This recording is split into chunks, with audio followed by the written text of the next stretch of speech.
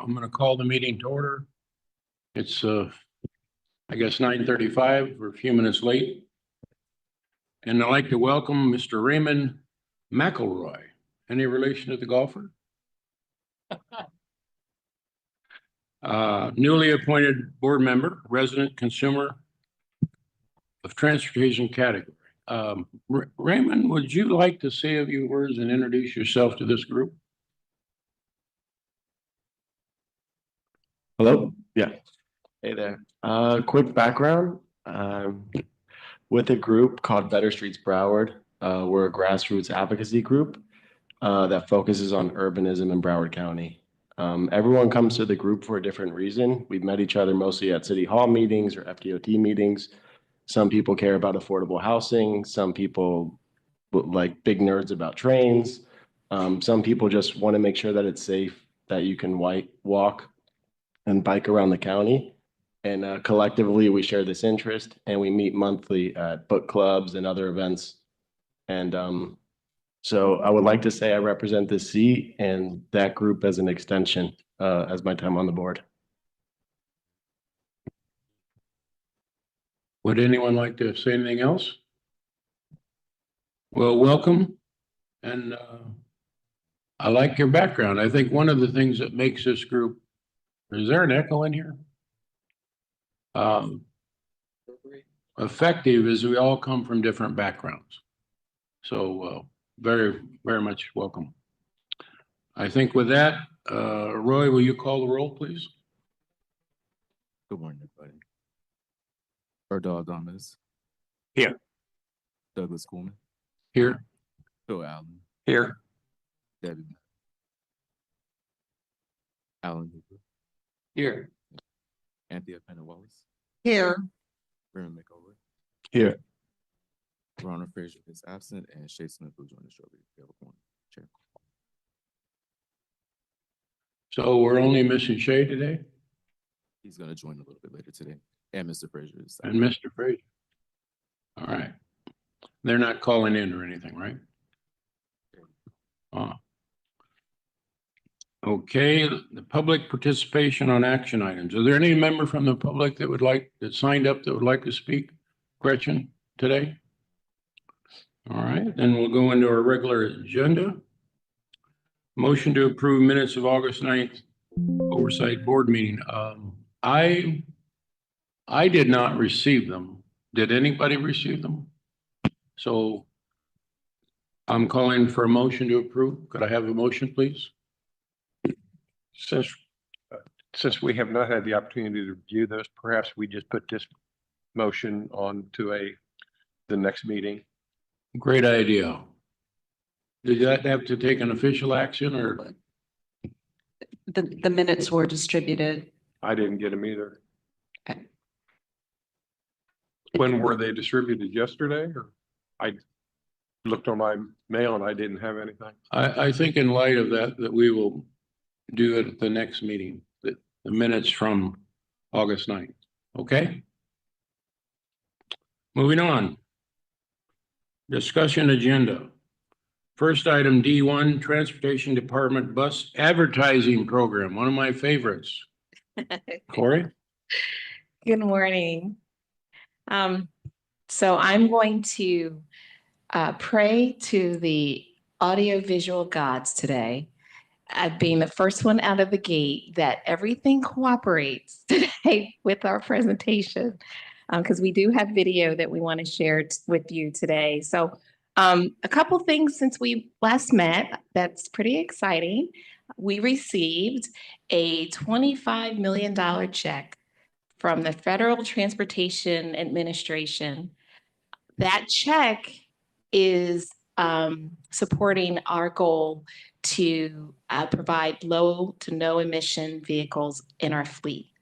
The reason that we were super successful in that application, there were about, I believe there were about 400 applicants across the country. There were about, I think, just under 100 awards. The state of Florida, I believe we received 7 awards. But one of the reasons why Broward was so successful is because we were able to match the grant. And we are matching that with about $6 million. So overall, we are able to spend about $31 million, not only on new vehicles for low emission, but also on infrastructure to support our low emission strategy. So thank you. Corey, congratulations. I think later in the presentation, we're going to talk about matching monies, Gretchen, correct? And that 25 million is going into that column or is already in there? This is amazing. I think the taxpayers need to understand. Yeah. That's a lot of money. And we're super excited because this is the largest discretionary grant that we've ever had in the history of the department. So that's another plus. And again, you know, we're very thankful for the support from the Surtax board and your willingness to give us the money that we need to be successful in these applications. Well, how long did it take you to put that request together? So I'm going to start making stuff up. We have Sharon, I need help with this answer, but Sharon, who was here at one of our meetings, she is our grant manager, and she's the one that kind of pulled this all together. I'm going to guess that it probably took us about 3 months. One of the reasons we were also successful with this application, Sharon put together a cross-functional team to tackle the grant. So we had our maintenance team in the room, our operations team in the room, and our grant writers all working together to put this application together, which we hadn't done that before either. So I believe that's another reason why we were so successful. Well, thank you. And I don't want to forget to thank the taxpayers who voted for this money that is enabling us to match and grow our dollars. Thank you very much. Yeah, Okay. thank you. And I will get that time for you, but I'm thinking it's about three months. Is that about right? Okay. The other thing that I wanted to share with you is we have some news. It's bittersweet. Tim Garling is retiring. He announced his retirement back in the summer. Well, was it the summer or spring? March, the spring. It feels like the summer because we don't want him to go, but he is on to bigger and better things. We will certainly miss him. He's been a tremendous asset to the department, and he's going to move do you want to come up for just a second, Tim? He's moving to Arizona. He's pursuing an interest hobby that he's had for a long time, but we're certainly going to miss him. Well, no, I appreciate this opportunity. I just want to say how much I respect and really value the work that's been done by the MAP board. So I go back to the very beginning. You know, I go back to making the original or helping on making the original financial plans and working with Gretchen on getting the approval and then getting this body started and providing the support. And you know, I just think the future of Broward County is really sort of unlimited for transit, and there's a lot of good things that could come of it. So I really do appreciate this board, appreciate the chances I had to contribute. Thank you. Thank you, Tim.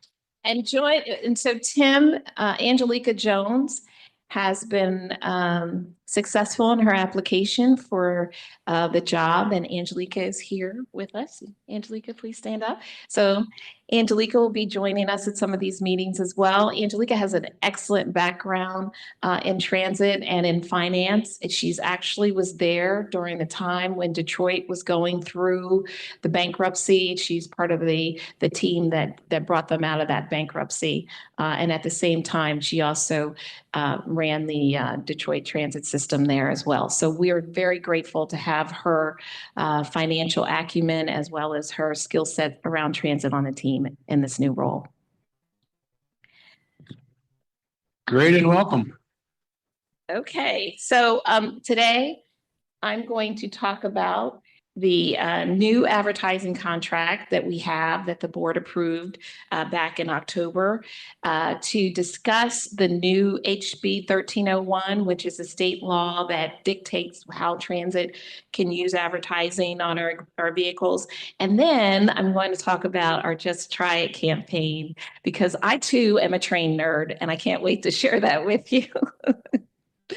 Okay, so basically, we have an advertising campaign, an advertising contract, and this has been in place, this advertising relationship with a third-party vendor that goes out and sells our ad space on our vehicles. We are entering the next contract, which is a 5-year contract with 3 years committed, 2-year option, 1 2-year options. The contract basically allows us to put different advertisements on our buses, in our buses, on our electronic equipment. And we do have what's called a minimum guarantee for what they're going to give us every month for those ad sales. The overall value for the contract is, if we added the 2-year options on, is about $6.4 million annually.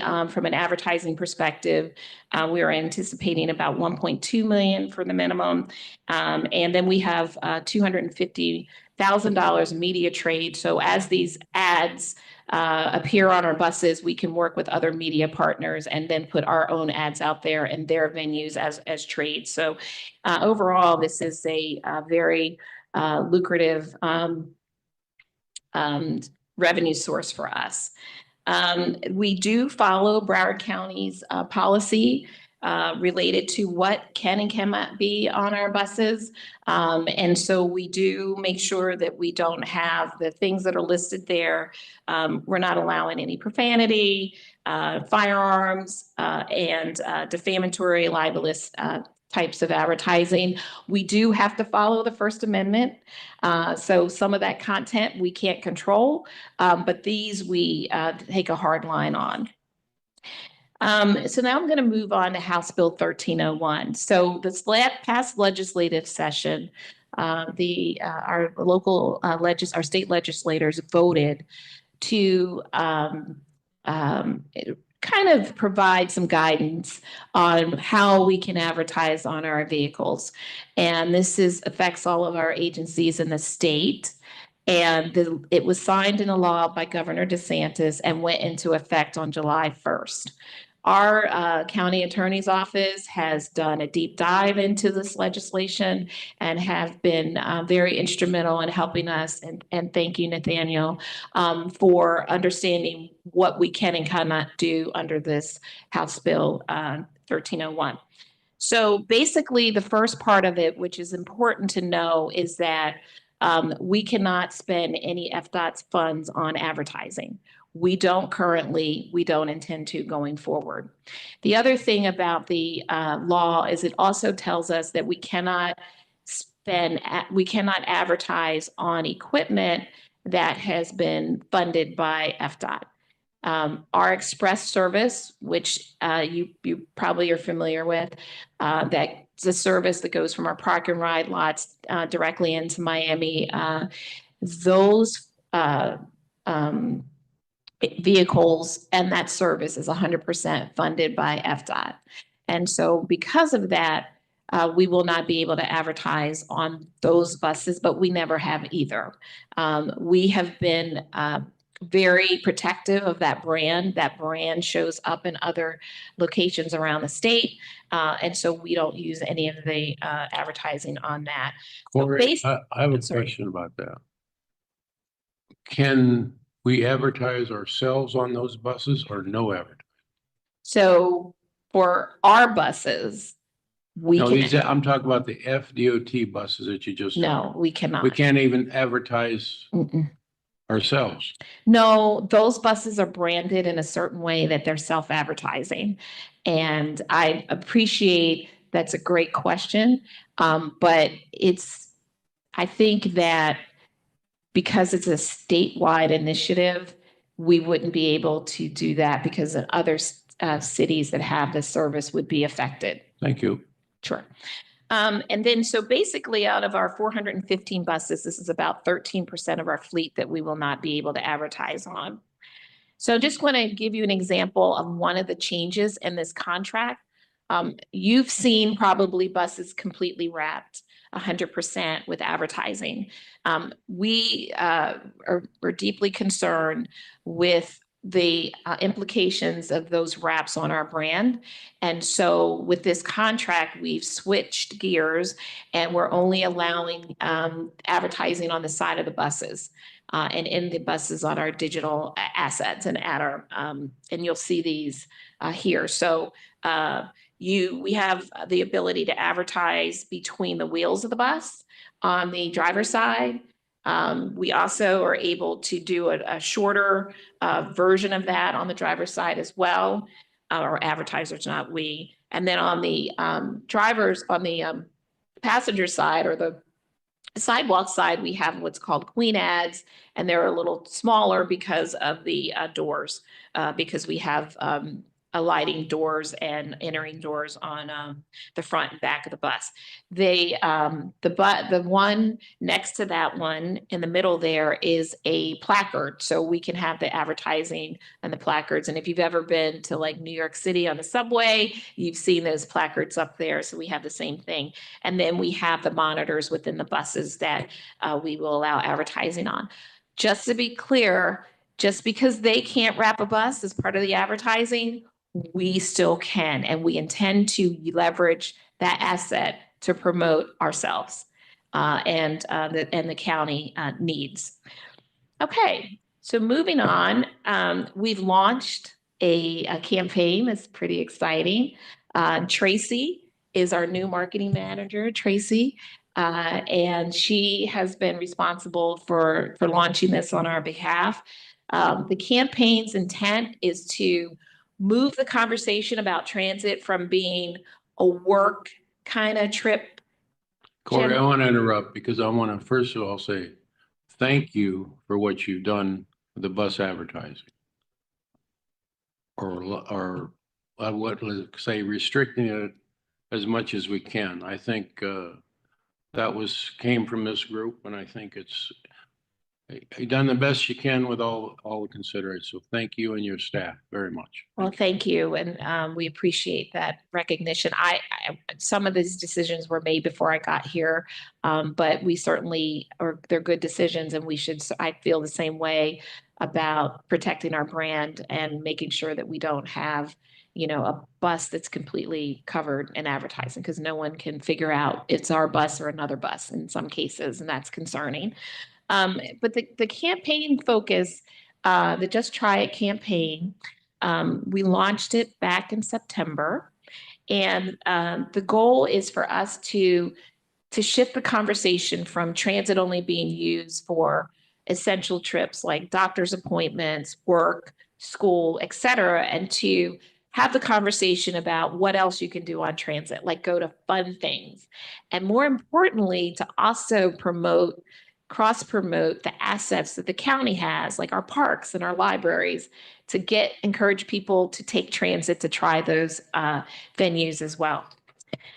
So this is one of the commercials that is running now on TV.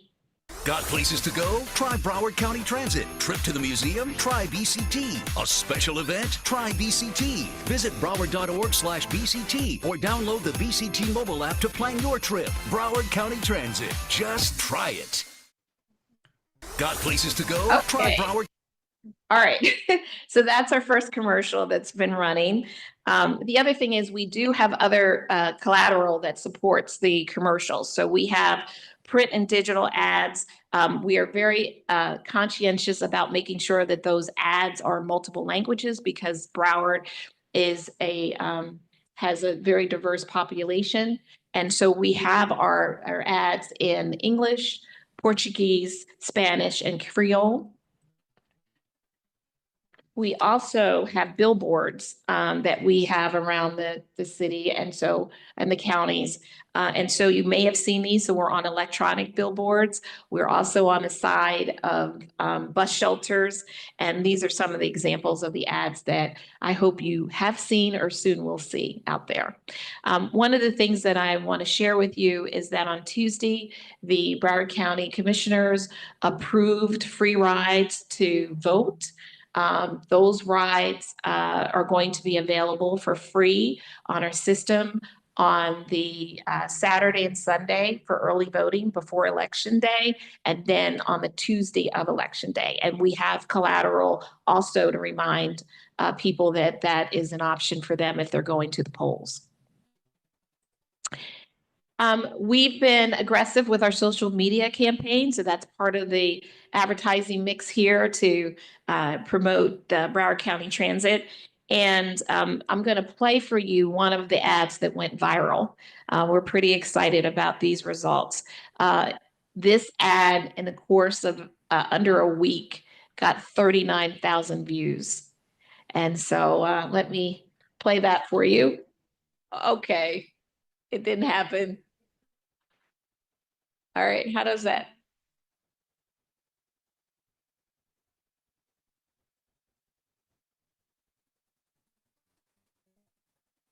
Okay, and I click. Nope.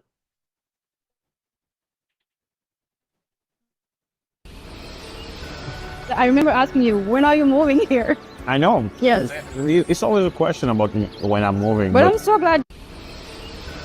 I remember asking you, when are you moving here? I know. Yes. It's always a question about when I'm moving. But I'm so glad you're here now. They make it really easy for you to ride from place to place here. Yeah. And Broward, yeah. Carl, I am starving. Let's order. Okay. Yeah. Hey, how you guys doing? Today I prepare for you guys sea bass, and I prepare that with a very nice mushroom rice and vegetables. I'll try it.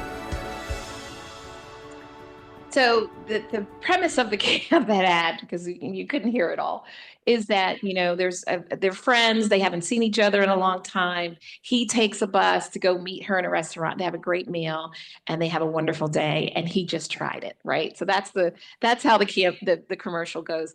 At any rate, we are going to do more vignettes like that. So we're going to continue the story with these two. And so stay tuned on what happens next. But we're really excited about the interest that was generated from that ad. It definitely went viral, and we're so excited about that.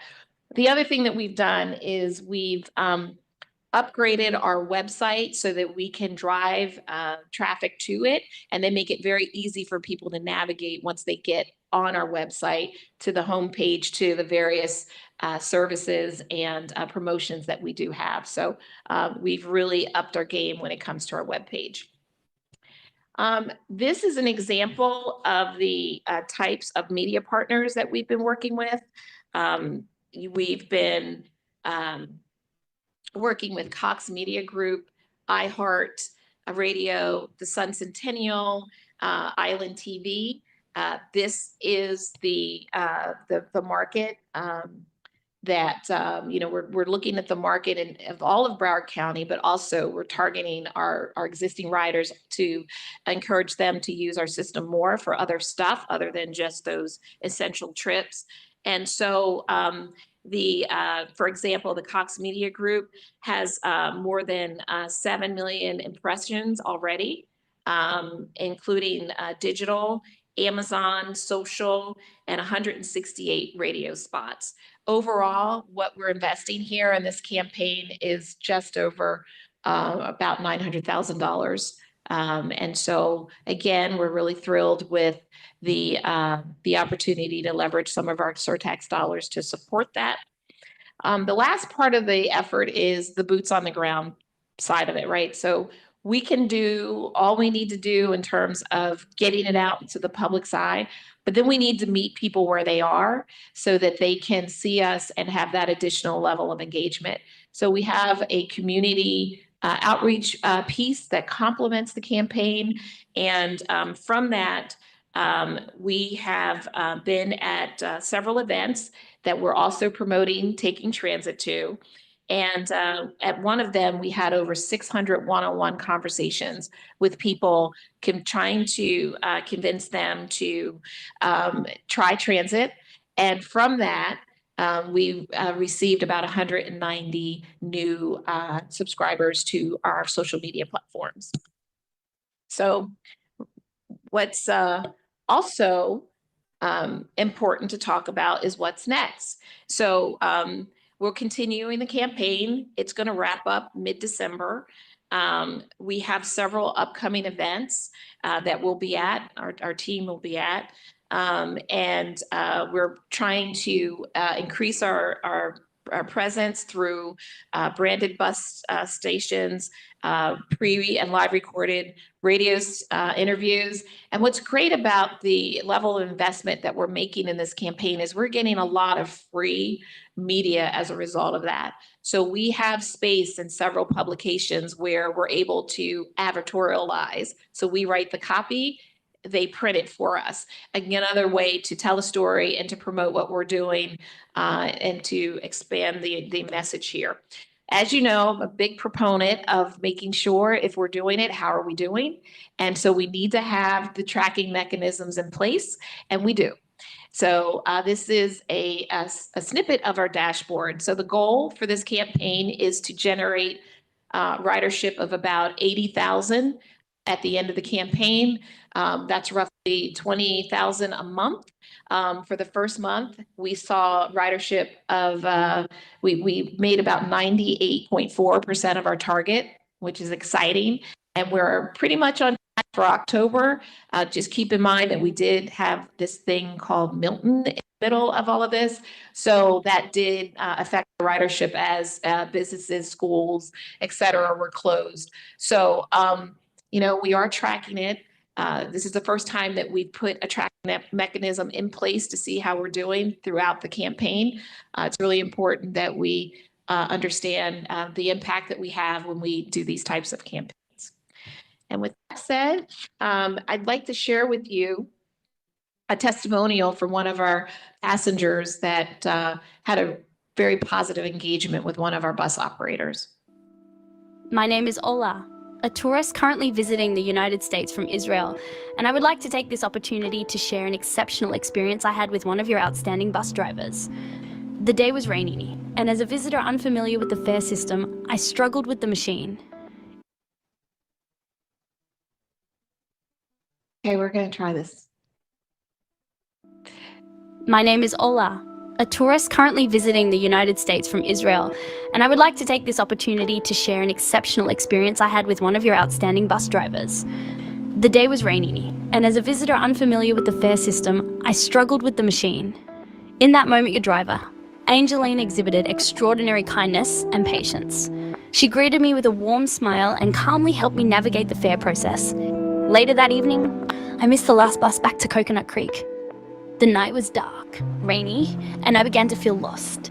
But in a stroke of luck, an out-of-service bus stopped beside me and it was Angeline once again. Although she was no longer in service, she graciously opened the door and offered to drive me to the nearest station. Her kindness extended far beyond her duty as a driver, as she made sure I was safe and reassured, going out of her way to help me. She is not only an asset to your team, but a shining example of what exceptional service looks like. Hi, my name is Angeline Luxano, working from Broward County from 1 year and as a bus operator. I'm so excited to have a great recommendation for my job. That was a great experience for me because when tourists come in this country, you gotta be ready as a bus operator to help people. The first time I see the review, I was so excited. I wanna tell every operator, when you work, try to work from all of your heart. Sometimes we're tired, we're driving for all day, but sometimes you gotta be ready to help people out. That's a good idea for me. When you work in all of your heart. Broward County Transit, just try. So we did have people here yesterday testing the AV, trying to make sure this all would work for you today. And my team was very, and with Gretchen and her team trying to make sure that this all worked for you. So it did. Basically what happened is that we had a tourist that was here for the first time who chose to use transit to get around, lost track of time, didn't make the return trip time for the bus to get back to where she was going. Our bus operator who had engaged with her when she first got on the bus recognized her standing in the rain. The bus was out of service. She picked her up and she took her to safety. And then Angeline goes on to tell the story of what she did and why she did it. And this is something that we've put on our social media. So we're really proud of Angeline. We're really excited that one of our passengers took the time to send that message to us. And that's who Broward County Transit is. So please just try it.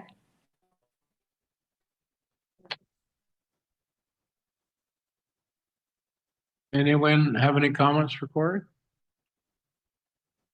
Seeing none, we're going to move on. Is to this for the- D2? For the Q&A portion, Pardon? we Go could ahead. ask Corey questions. Oh, sure. Hi. Hey Corey, I have a few questions. Sure. The BCT advertising program contract was approved by the board October 22. What board is that? Oh, sorry. So that is our county commission. Oh, okay. So BCT. Okay. Okay. And then this is just a presentation to the surtax. So in the surtax asked originally for advertising on the buses. Is that? Or I'm sorry. what was the genesis of advertising on the buses? Was it stemming from the surtax or No. was the So inspection from the county commission? it's a way that a lot of transit agencies around the country use to leverage their financial shortfalls. So it's a revenue generator for us. So we have these moving billboards, and someone years ago, I believe probably in the early 90s, or probably in the 80s, recognized that putting ads on the outside of the buses would generate cash for the agencies. I know that in the 70s, there were definitely on the interior of the bus, but I think in the 80s is when they started doing the outside advertising. Okay. And then Raymond, Mr. Chairman. go ahead, Phil. Maybe to put it in context, what is for Raymond particularly, since this is his first meeting, in terms of the revenues that are produced from advertising versus how much you collect at the fare box? What are the two numbers? Yeah, so we have a revenue fare box recovery of about 14%, which in terms of dollars, it's I think 70 million, 25 million for our fare box recovery. And the dollar value for the ads is about 6 million. is that 6 million in revenue of ads sold, or is that 6 million going to BCT? So they do have a guaranteed minimum of 1.2 million annually. So regardless of whether they sell the space or not, they still have to give us 1.2 million. Okay. Yeah. But if there's more, then we get more. No, of course, yeah. I just think branding is so important to protect at all cost. I'm glad they're not the full wraps. There's a story too about Brightline. It was pretty popular with Virgin Trains, offered a huge multi-million-dollar contract to Brightline, and Brightline at the end of the day pulled out because they didn't think Virgin Brands was good enough to advertise on their trains. So I just want to make sure we're protecting the BCT brand at all cost. I share that concern with you as our esteemed chairman here, and probably everyone else on the board. I mean, it is a concern that we don't want to be associated with all of the things that we have already outlined here in the presentation, that we are protected through county policy, right? But, there are some things that, because of First Amendment, we can't control. Mm-hmm. And then this money, is it going into any special fund, like to the bus operators directly, or is it just goes to our general fund, and it's there for us to use for our O&M expenses. Is it something that we can just supplement with the surtax funding? I'm I'm sorry. I'm sorry. This is a lot of questions. No, no, no, I'm just trying no. to wrap my head around it to make sure we're, again, like you said, the I-95 express buses, I love that they're brain protected. What you guys did with the EV wraps was fantastic. That's a really strong brand on the EV buses I see on Broward. I'm like, they're really positive messaging. I just want to make sure we keep that because I don't know what Miami-Dade's contract looks like for Dade Metro, but you see a lot of just like the jewelry ads, the pawn shop ads, you know what kind of ads we see on those things, the HIV clinic ads and the accident attorney ads. And then it kind of defeats it a little bit. So. Yeah, there is the spectrum in the transit world. There are those that sit on the side of all advertising is great. It's a money generator. You can use my entire asset, all of my assets for advertising. And then you have on the purist side, look, we don't want any advertising on anything. And then there's somewhere in the middle. And quite frankly, I land kind of in the middle, more to the nothing side of things, because I do agree that it is a problem sometimes, particularly with full bus wraps, that your brand is diluted and people don't know what bus is in front of them. If it's a BCT bus or some party bus, you don't know. At this point in time, we're committed to this at least 3-year contract with the option to renew for 2 years. I'm sure that we could maybe look at something with the surtax, but I will tell you that, there's a lot of money that we need to spend on a lot of different things, including the $4.3 billion Primo program. And I know Gretchen can tell you about all the other transportation projects. We do need to have our O&M expenses are also coming from Surtax. So as we put those new services online, Surtax is paying for that. As we just our normal O&M operations, the Surtax is paying for that as well. So these are decisions for policymakers. They're above my pay grade, to be honest with you. But it's something, if it made sense, maybe we could explore it for sure. I appreciate it. And great job on the viral video. Thank you. I'm so glad to see you here. Congratulations on your appointment. Thank you. Corey, I have one additional question. Sure. You said that they're getting about 13% of the cost of the buses from the fare box. And you mentioned how much they were getting from advertising. What percentage is that advertising dollar? If the fare box is 13%, is the advertising dollar 5 or 25? I'm just curious. I think it's about 1 or 2%. 1 or 2%. Okay. I'll get the number for you exactly, but it's not substantial. We're fortunate. Unlike some of our counterparts that are some of the smaller agencies, this is a larger portion of their budget, but it's not as significant a portion of our budget. Thank you. Anyone else have anything? Before we go on to D2, setting our calendars, I want to take a chair's prerogative and ask, are there any representatives here from the city? And if they are, I'd like them to stand and tell us what city they're here from. You done with me? No, I'm asking that. Okay. No. Well, we'll get to her. Please.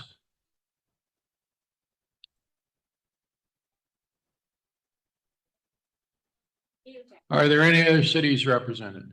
When we get to chair's comments, I'm going to talk about city representation at these meetings. I'm just giving everyone a heads up. And do we have any cities on the line, or can you explain to me how the cities can view this meeting? Mr. Chair, the cities are given notification of these meetings. They can participate virtually or in person. They are explicitly invited to attend during the budget workshops when we are talking about municipal projects and the 5-year plan. Right now, we have quite a few people who are participating virtually. They can go on our website, they can link to the YouTube, or they can watch in a variety of different ways through our social media platforms. Do we have any way of knowing how many cities are watching this? I can get that information for you.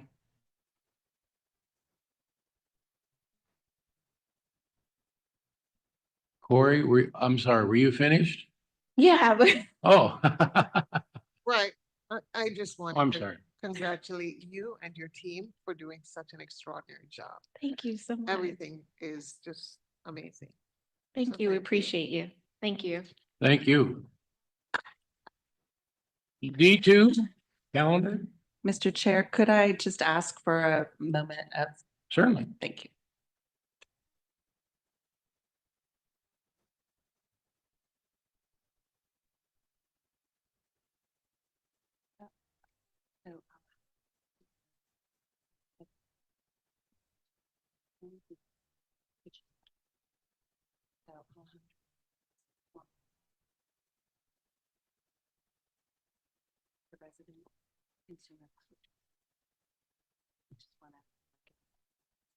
What are you gonna do? Right now, if that's okay, he's here in the audience, just to get it, so we can get back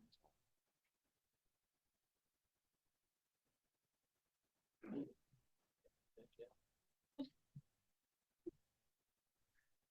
I'm sorry. Is Alejandro here, you say? Where's Alejandro? Come on up here, young man. We understand you've been moved on to bigger and better things. So, where's, Hi, everybody. It's funny being on that side of the table, but yes, I had to step down from the board. I did receive a new job offer, and it's taking a bit more of my time, trying to get some work done here as well. But it was really, really great to be on the board and be able to work with you all, and all the times we were able to meet. And I hope I leave you in good hands. Ray's a great guy. He's really knowledgeable on transportation and transit. So I think you're in good hands. But yeah, it was great to be on the board. well, I have in front of me, in recognition of your dedication and service as a member of the Independent Transportation Surtax Oversight Board, 2023 to 2024, proudly present you with a certificate of appreciation. If you would come forward with Gretchen. I guess this is a photo opportunity. Or we just want to give it to him. Thank you. And thank you very much. I have one request. I think you need to spend a couple hours with him. Bring him up to speed.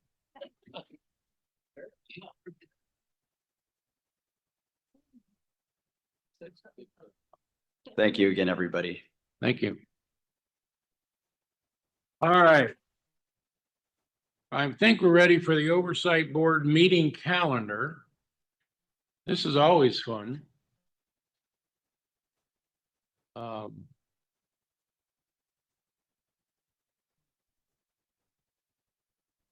I had some discussions about this and suggested, and I think we have it. I've asked that they set a calendar based on historically what we've done as a starting point to see if we want to accept those historical dates or change them. So I'm going to turn it over to Gretchen. Thank you, Mr. Chair. As the chair indicated, we were asked to identify proposed meeting dates and backup dates based on the kind of historical number of meetings that we have and the times that we do them. So what you see here is a proposed primary date for the first meeting in 2025. I'd just like to remind everyone here that we do have a meeting on December 11th. It is a Wednesday, so normally we meet on Fridays, but it is a Wednesday. And it was one of the requests of the Oversight Board that we try to meet in the evening to allow members of the public to participate. It is difficult for those folks that have full-time jobs sometimes to come during the day. So that meeting will start at 4:30 in this room. It is a packed agenda. We have many individuals that are going to be making presentations. We have folks traveling from the University of Florida to talk about the near miss program. We also have our Friends from the South with the Citizens Independent Transportation Trust, but the executive director and the chair of the CITT will be coming to talk to you about some of their initiatives and their experiences with the Transportation Surtax. So the first meeting that we're proposing in 2025 is in February. So skipping January, we'll meet in December, we'll skip January at the very end of February. We normally meet the last Friday of the month, except for budget season. So does February 28th work for everyone? Okay. So we have consensus. We do have Shay Smith on the Zoom at this time. He's just indicated to me that he's joining virtually. Shay, I don't know if you can hear us or unmute yourself. If there are any, is there anyone that has any concerns with the 28th?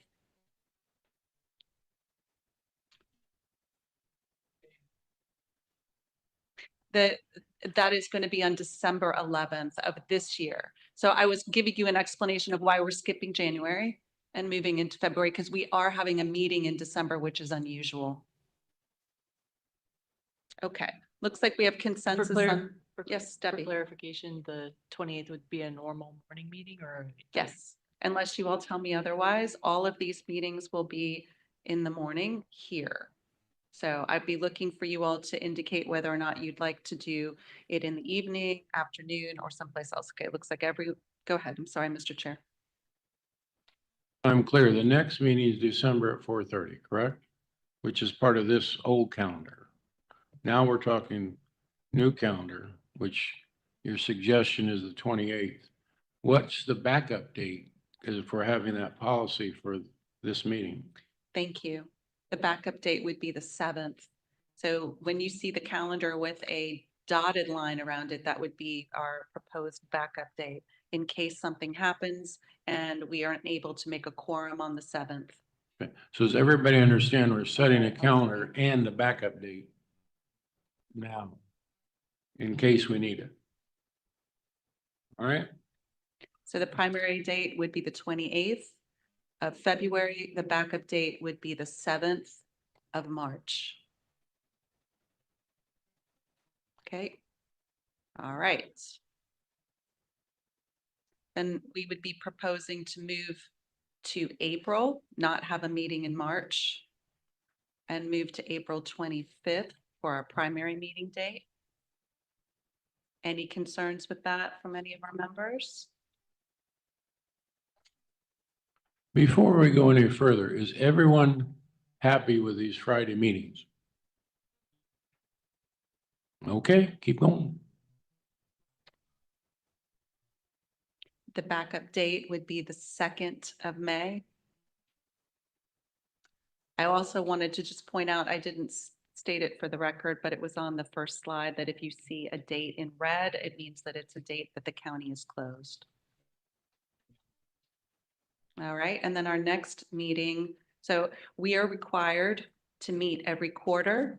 So by meeting in February and April, we're meeting in the first quarter, we're meeting in the second quarter, and then we are proposing to move to August 1st for the third quarter meeting. This will be our big full day budget workshop. And that we're proposing the primary date to be the 1st. So we need to make a decision between the 1st and the 15th? So there's 2 meetings that we have to have, Mr. Chair. We do there are 2. We don't have to. You all have asked us to split those meetings up so that you have time to digest the material, ask for additional information. So the first meeting is a workshop on the budget. It includes accomplishments. All of the agencies that receive surtax money provide you with updates, and we give you any information about the 26 budget. Then the next is an actual regular meeting where you all approve the 5-year plans. So we are proposing the workshop date be the 1st of August, the regular meeting be the 8th. Then the backup for the 1st would be the 8th for the workshop. and the 15th for the regular meeting. I know it's a little confusing. Does that make sense to everyone? Okay. For both? Be in here on August 1st, but not coming back till the 18th. Okay, so we would miss at least one member for the regular meeting. We would have Mr. Donmez for the workshop if we keep it on the 1st. Did you all want to try to back it up a little Will bit? you be available for the online? I'm not sure, I mean, I don't want to be infusing in your vacation plans, but I will be on it. okay, I don't know probably where not. I connect. I didn't hear that. When are you returning? 18th. You can't make the 8th either, right? No, He's gone from the first. I'll be gone from. Well, 4th through let's come back 17th. to that. Let's go through the rest of it. We know we have an issue in August, but maybe we have 8 out of 9. I love you, but maybe we have to do without you.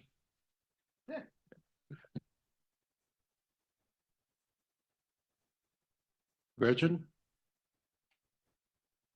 So we can, I just wanted to share with the group that we can move later in August. So we could do the 1st and the 22nd so that Mr. Donmez could be available for both. The only concern I have with that is that the county commission, we try to do our meeting prior to the county commission workshop on the surtax, which usually happens the last week of August. It doesn't give us very much time to get the transmittal letter over to the commission, but we can look at that, certainly. We are not proposing a meeting in September because of the county's budget, public hearings in that month. And then we're looking at the 24th of October as our primary meeting date and the 31st as the backup. Next. Nothing in November. And then we're proposing doing a regular meeting and or retreat on December 12th. Similar to the structure that we have today. I didn't propose a backup because we start to get into the holiday season. So if we don't make the 12th, that's fine. We'll still have met 5 times and we will have made our 1 meeting per quarter.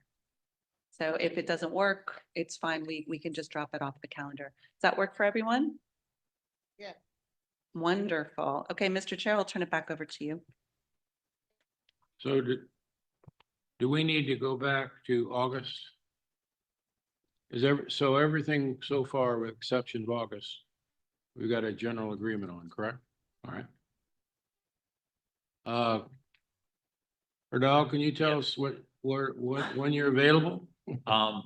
Is 22nd still a possibility, or you're going to look into it? No, the 22nd is definitely a possibility. It's just going to be tight. We'll just have to make sure that we have the transmittal letter ready to go and we try to get it signed right away and over to the county. Yeah. Because generally they will either do, over the years, they've either done the Transportation Surtax Capital Workshop with the commission on that Tuesday, which would be the 26th, or Thursday, which would be the 28th. So well, if you all set the calendar now and we know that we were going to do it on the 1st and the 22nd, then I can work with the budget office to try to make sure that they can accommodate the workshop schedule. And that would definitely work for me. But I'm confused a little bit, but so you're available 1st and the 1st 22nd. and the 22nd. Are you available any dates in between that aren't Friday? No. I'm leaving on the 4th and coming back on really 17th evening. So 18 will be the earliest availability, but I don't have to be here, Well, if we can, it sounds like we can do it. It just means we're asking Gretchen to double time. Yeah. So we're going to move the 15th to the 22nd. Is that what I understand? So first will be the workshop and then the 22nd would be the regular meeting. Okay, All right, we got it. everybody happy with that? Except for staff? You want a motion on that? Mr. Chair, do you want a motion? Pardon? Do you want a motion on that? Or the- I don't know. Do we need a motion? I didn't think so. No. Are we ready to go into D3 program funding and investment analysis, county and municipal? We are, Mr. Chair. So this is the part of the program each year that this is material that you've asked for since the inception. This gives you an overview of the program from a programmatic and a financial perspective. These are the kinds of materials that we provide to you during your workshops and your retreats. So we tried to make this work so that we could still have a meeting and a workshop and a little mini retreat. So what you're looking at here is high level, what is the amount that has been budgeted and appropriated by Broward County since 2019 through the current fiscal year that we just started on October 1st, which is fiscal year 2025 for the county. And to the far left, with the lovely little community shuttle bus, you can see the amount that has been budgeted and appropriated for transit. And this is all in. This includes existing service. So the transfer to operating that occurs from the Surtax program. This is only the Surtax funding associated with each of these bars. I just want to be clear, there's a lot of other funding sources in these bars. It has Primo. It has some of the new services, pilot programs, and then you move to the next bar to the right, which is the Municipal Surtax program. It has three main categories, projects, which are capital and rehabilitation and maintenance, as well as the community shuttle program. Then to the Broward County Aviation Department and the funding that has been appropriated for both the automated people mover and the intermodal center projects. Then you move into the Public Works Department. There's a very broad program of projects in our Public Works Department in highway construction and engineering, highway bridge maintenance, as well as our traffic engineering division, which has come and provided you with updates on their congestion management strategies and initiatives. And then all the way to the far right, you see the support services. That includes the Office of Economic and Small Business Development, the Surtax legal team, your MAP administration support team, as well as many contractual services. Phil, did you have a question? Mr. Chairman. I don't see the Port Airport connector. The funding that has been budgeted and appropriated. The funding that has been budgeted and appropriated for Primo, which would include the Port, Airport, and Convention Center light rail project, is in Primo. So it's part of the Primo budget, which is in the orange line.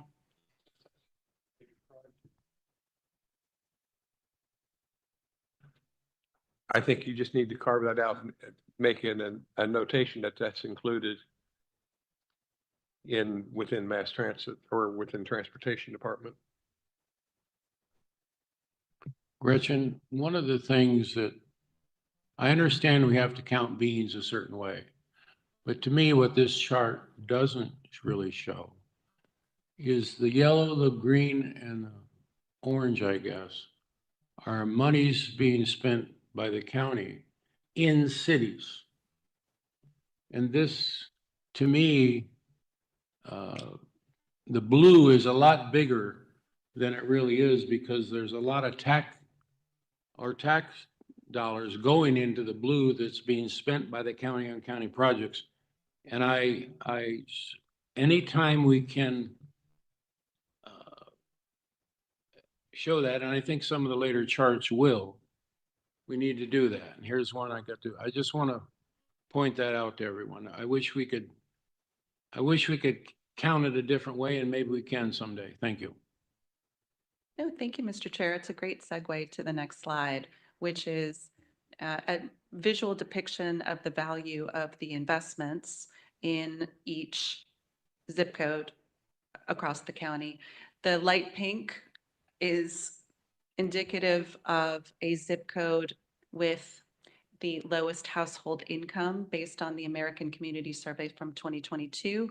We do these types of analyses in a variety of different ways. For the purpose of this discussion, we are looking at ACS data. We also look at prosperity zip codes, Justice 40 layers, zip codes where we have a high proportion of individuals that are transit dependent.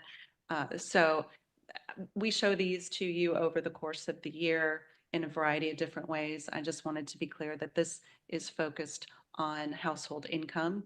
And then I'm going to drill down one by one. We're going to start with the northwest quadrant. And the size of the bubble and the color of the bubble is indicative of the level of investment. So the smallest green bubble would indicate an investment between $0 and $50 million. And the largest goes up to over $500 million. And that kind of gets to, Mr. Chair, your point. This is all of the investments that can be geographically mapped. So quantified in a specific area, and that's county and city. So whether it's a municipal project or a county project, it's captured if we can capture it. This is the northeast quadrant. Again, you'll notice as I go through these slides that the investment early on in the program in these first 5 years is heavy on the oldest parts of the county. That's consistent with what we told the voters and what we had planned to do. This is the southwest and south central section quadrant of the county. And then finally, the eastern portion, southern eastern portion of the county. And those really large light green bubbles include projects like Primo, commuter rail, and the port bypass. Mr. Chair, through the chair, any questions? Okay, I'll keep going. And Thea, do you have any comments? Well, what, are you seeing my brain work? I was thinking that there are some areas that I noticed significant expenditures, and I was wondering why. What's the cause for variances where you're seeing, for example, in some of the impoverished zip codes, I see smaller investments, but in less impoverished zip codes, prosperity zip codes, I think is what you refer to them as, they're larger investment. What's making the difference there? Is it based on population size? I was just curious. No, thank you for the question, Vice Chair. Through the chair, the reason that you see disparate impact or level of investment, I would say, is the type of project. So some of these very, very large light green bubbles are indicative of investments at the airport. So that first slide that I showed as we walked into this analysis, there are airport investments, very large airport investments just for 2 projects. Then you also have some very large Primo investments that Mr. Allen was referencing also in that area. So the first pieces of premium transit, those light rail investments are expected on the east side between the airport, the port, and the convention center specifically. And so that is what is causing what looks like disparity. I think over time, you'll start to see those things really even out. But for the first 5 years of the program, we did intend to do some heavy investment in the oldest areas of the county. Right. I'm sure, I'm thinking that some of the variables that we need to track, like connectivity and so on and so forth, are factored into some of these projects as well. So that's what I was thinking. But it's great that you could see that.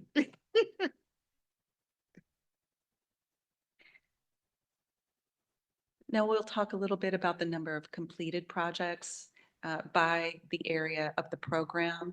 You can see that Broward County Transit has completed a significant number of projects, 236 to be exact. Most of those are transit infrastructure like bus stops and shelters to support, as Ms. Lonergan was mentioning earlier, BCT's investment in more service, more routes, more frequency. Public Works, as I indicated earlier, they have a very broad program of projects. They've completed 43 of those projects, and our municipalities have completed 28 construction projects. When we talk about completed, we're talking about construction phase, not design and not planning. Then you all asked last year, I believe, Mr. Chair, this was one of the things that you had asked me about. The level of investment in the Surtax municipal program. So this does not include county projects. So unlike the bubble analysis that we showed you the last few slides, this is just in the municipal Surtax program. So projects in shuttle. The shuttle is quantified based on their contractual not to exceed levels. I want to just remind all of you and those who might be listening that only 18 municipalities participate in the municipal community shuttle. So that does influence these bars, whether or not a city has a community shuttle program or whether or not they have any projects. So in the middle, you'll see that bright orange bar that is representative of Miramar and Pembroke Pines. The cities of Miramar and Pembroke Pines are collaborating on 2 municipal projects. One is one of the largest projects in the municipal Surtax program, and that is the extension of Pembroke Road out to US 27. And the amount budgeted and appropriated for that project so far is represented in that bar, as is a bike lane project on Pembroke Road. They are the only municipalities that are collaborating on Surtax projects. The funding associated with those collaborative projects is not duplicated in their own individual bars. I just wanted to make that clear. Then we have this analysis that talks about the number of municipal projects that are completed and actively underway. I did want to just point out that we have 81 municipal projects under agreement. The Surtax legal team has worked extensively to try to get all of those Cycle 1 projects under agreement. And Mr. Chair, I do see a question. I'm sorry, I'm going to go back to the last slide. I just want to know what's going on with Pompano Beach. I mean, it's another big number. So maybe there's a reason. Yes, the reason that Pompano Beach has such a large dollar value of Surtax funding in the early part of the program is that they have a very large construction project and they have a very robust community shuttle program. So they have projects and they have community shuttle.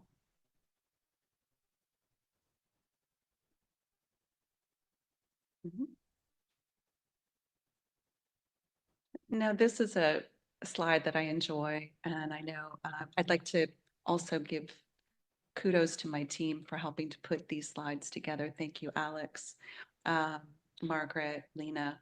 We are excited to, at this point in the program, knowing that this will not continue into the future, to have so many projects in the municipal side, both rehabilitation and maintenance and capital, that have cost savings. What does that mean? How do we define that? It just means that the actual amount spent of the surtax is less than the amount that was awarded. So 18 of those 28 projects came in under budget. Pretty remarkable and very helpful when we are starting to see a lot of cost escalation and requests for inflation as we move forward. Oops, sorry about that. Can you go back one?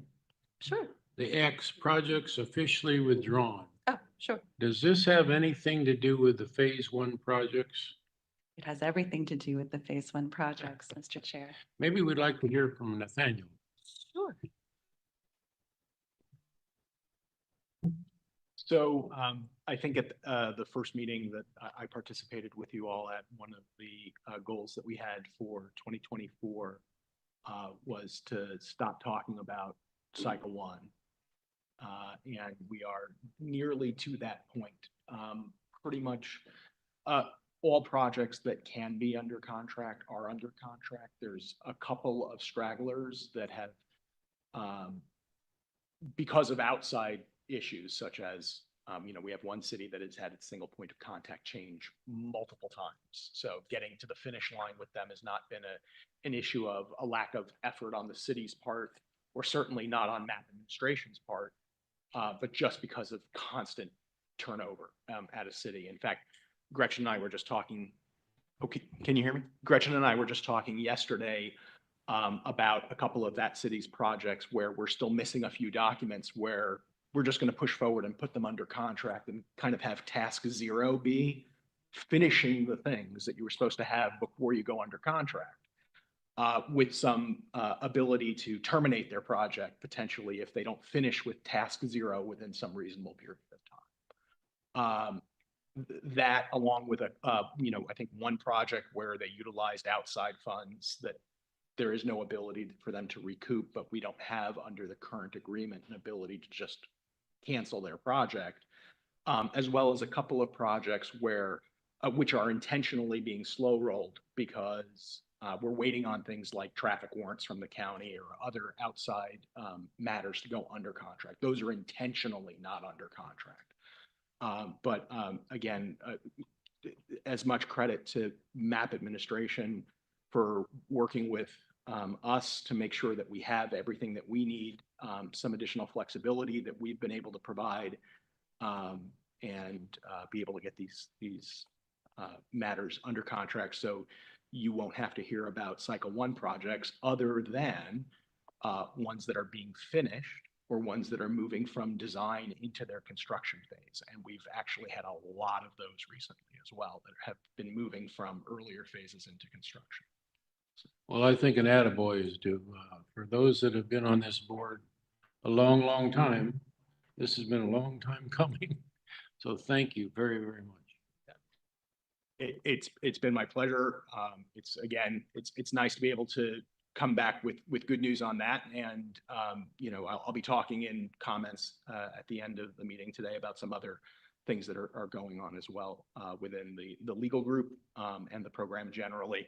And one other thing that I'll make a point of personal privilege about, and unfortunately he just left. I spoke with Corey earlier today about making sure to mention to you all about the leverage that they've been able to get on these federal and state grants. Paul Strobus, who was here from BCT, who is responsible for the paratransit program, we recently were able to obtain, due to his efforts and his team's efforts, $2.25 million from FDOT to purchase additional paratransit vehicles, leveraging about, I think, only $250,000 from the Surtax. So another scenario where it was 10 to $1. And that was just approved by the board at a public hearing earlier this week. So I want to give them a lot of credit for being able to utilize the Surtax money in a way that truly leverages those dollars. Great, thank you. Gretchen? Yeah, and I'd also, if you, since we stopped here and you asked about the red X's and the projects that had been withdrawn, I'd like to just acknowledge that the Broward County City Managers Association, their Surtax subcommittee, has been dogged about reaching out to municipalities that have projects that are no longer wanted or infeasible to formally withdraw those projects. So we have received a significant number of withdrawals in this year as a result of their efforts as well. So we've been collaborating with them and it's been a good relationship. It's been very helpful. So I need to thank the cities also. All right, thank you, cities. So what's coming? We wanted to give you a visual of the level of investment expected. Again, this is all just planned, not budgeted and appropriated, programmed between 2026 and 2029. The first slide that you're looking at with the green bars is associated with the county. And the way that the county budgets is in giant buckets. And so that's why you have a legend there so that it, helps you understand what is inside of these buckets. Regional transportation includes commuter rail. In the past, it has also included the Pat Salerno interchange, so the northbound 869 ramp over by the Amaranth Bank Arena. In the biggest, tallest bar, you have Primo. That includes the port, airport, convention center, light rail project. And then here. Comment, can you go back? Of course, sir. We always hear, well, the surtax has all this money sitting around. I think if you look at this chart, you can understand why. We got a lot, we have some very high things going to cost in the future. So it's not that we're not spending the money, we're being a little bit wise by setting aside so we can. So that's my comment. Alan, what do you have? I just don't want to go too early. You may get into this, but are you going to get into the detail of those different bars, or should I ask a question about that now? So again, I bring this up a lot, but I've got to believe that it's probably one of the cheaper things we can do. And it's probably one of the most relieving things we can do for our people that are in automobiles, but public works, and the investment in synchronization and smart intersections or whatever. I still find myself in all different parts of the county, driving in the same lane as either the peak traffic, and finding intersections where the lights are red and nobody's going through the intersection on the side streets, and we're all just sitting there. I also see often where there's accidents or there's something. As a matter of fact, Pompano's spending a lot of money on Atlantic Boulevard right now. And I try to avoid that by going west of Atlantic and not starting from US 1 to avoid that. And I was on West Atlantic and there was just a fender bender. It held up about 3 miles of traffic heading west in the afternoon. And I just think that whole idea, and it was at the turn where you go to the turnpike. So it was in a very strategic spot for people going home. And if we had these smart intersections, I would think that there would be, it's lasted for a long time, which meant nobody came to help move this out of the traffic. So that whole smart intersection thing that we were sold on at the beginning and the whole synchronization thing, I think if I were the county commission, I would be like, give me, because it's the cheapest thing to do. I mean, when you start getting into Primo, and I want to do all those things too, so don't get me wrong. But when you get into something that's driven by fiber or cellular and it's cheap to install, I'd say, give me the best software, the best program, go get the very best one, and let Public Works just have a field day and spend more money, allocate the resources that Public Works needs, more people, third party installers, whatever it takes, and get the entire county covered in smart and synchronized traffic. And I hear that it's not, I hear you guys sometimes tell us that, oh no, well, it's not the end all be all solution, but I think it certainly would help because there is a lot of dysfunctional stuff going on with the lights around the county, and not just where I live, but in places I travel to. Alan, I think we talked a little bit more about this at a meeting you were not at. However, I think this might want to become a recommendation of this board to go to the county commission, that this needs to be given the priority. I think it was a priority. I think it was put on the back burner, and I think it needs to be back. So Gretchen, I would, I don't know if I need a motion, but I'd like to have one to direct you to basically move this to a priority issue. It's something that you want to sell the surtax. This is one way everyone will know it. So let's change gears a little bit.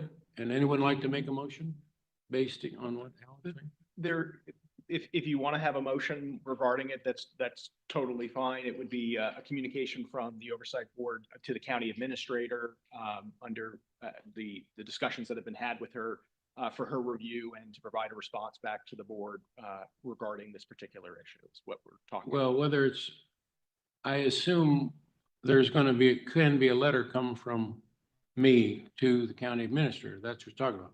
Whether that needs a motion or not, I don't know. No, you can. But I would you like to absolutely have the that feeling of motion. the board before we Absolutely. write this letter. Absolutely. Pardon? I'm the only one who Mr. spoke, so we might.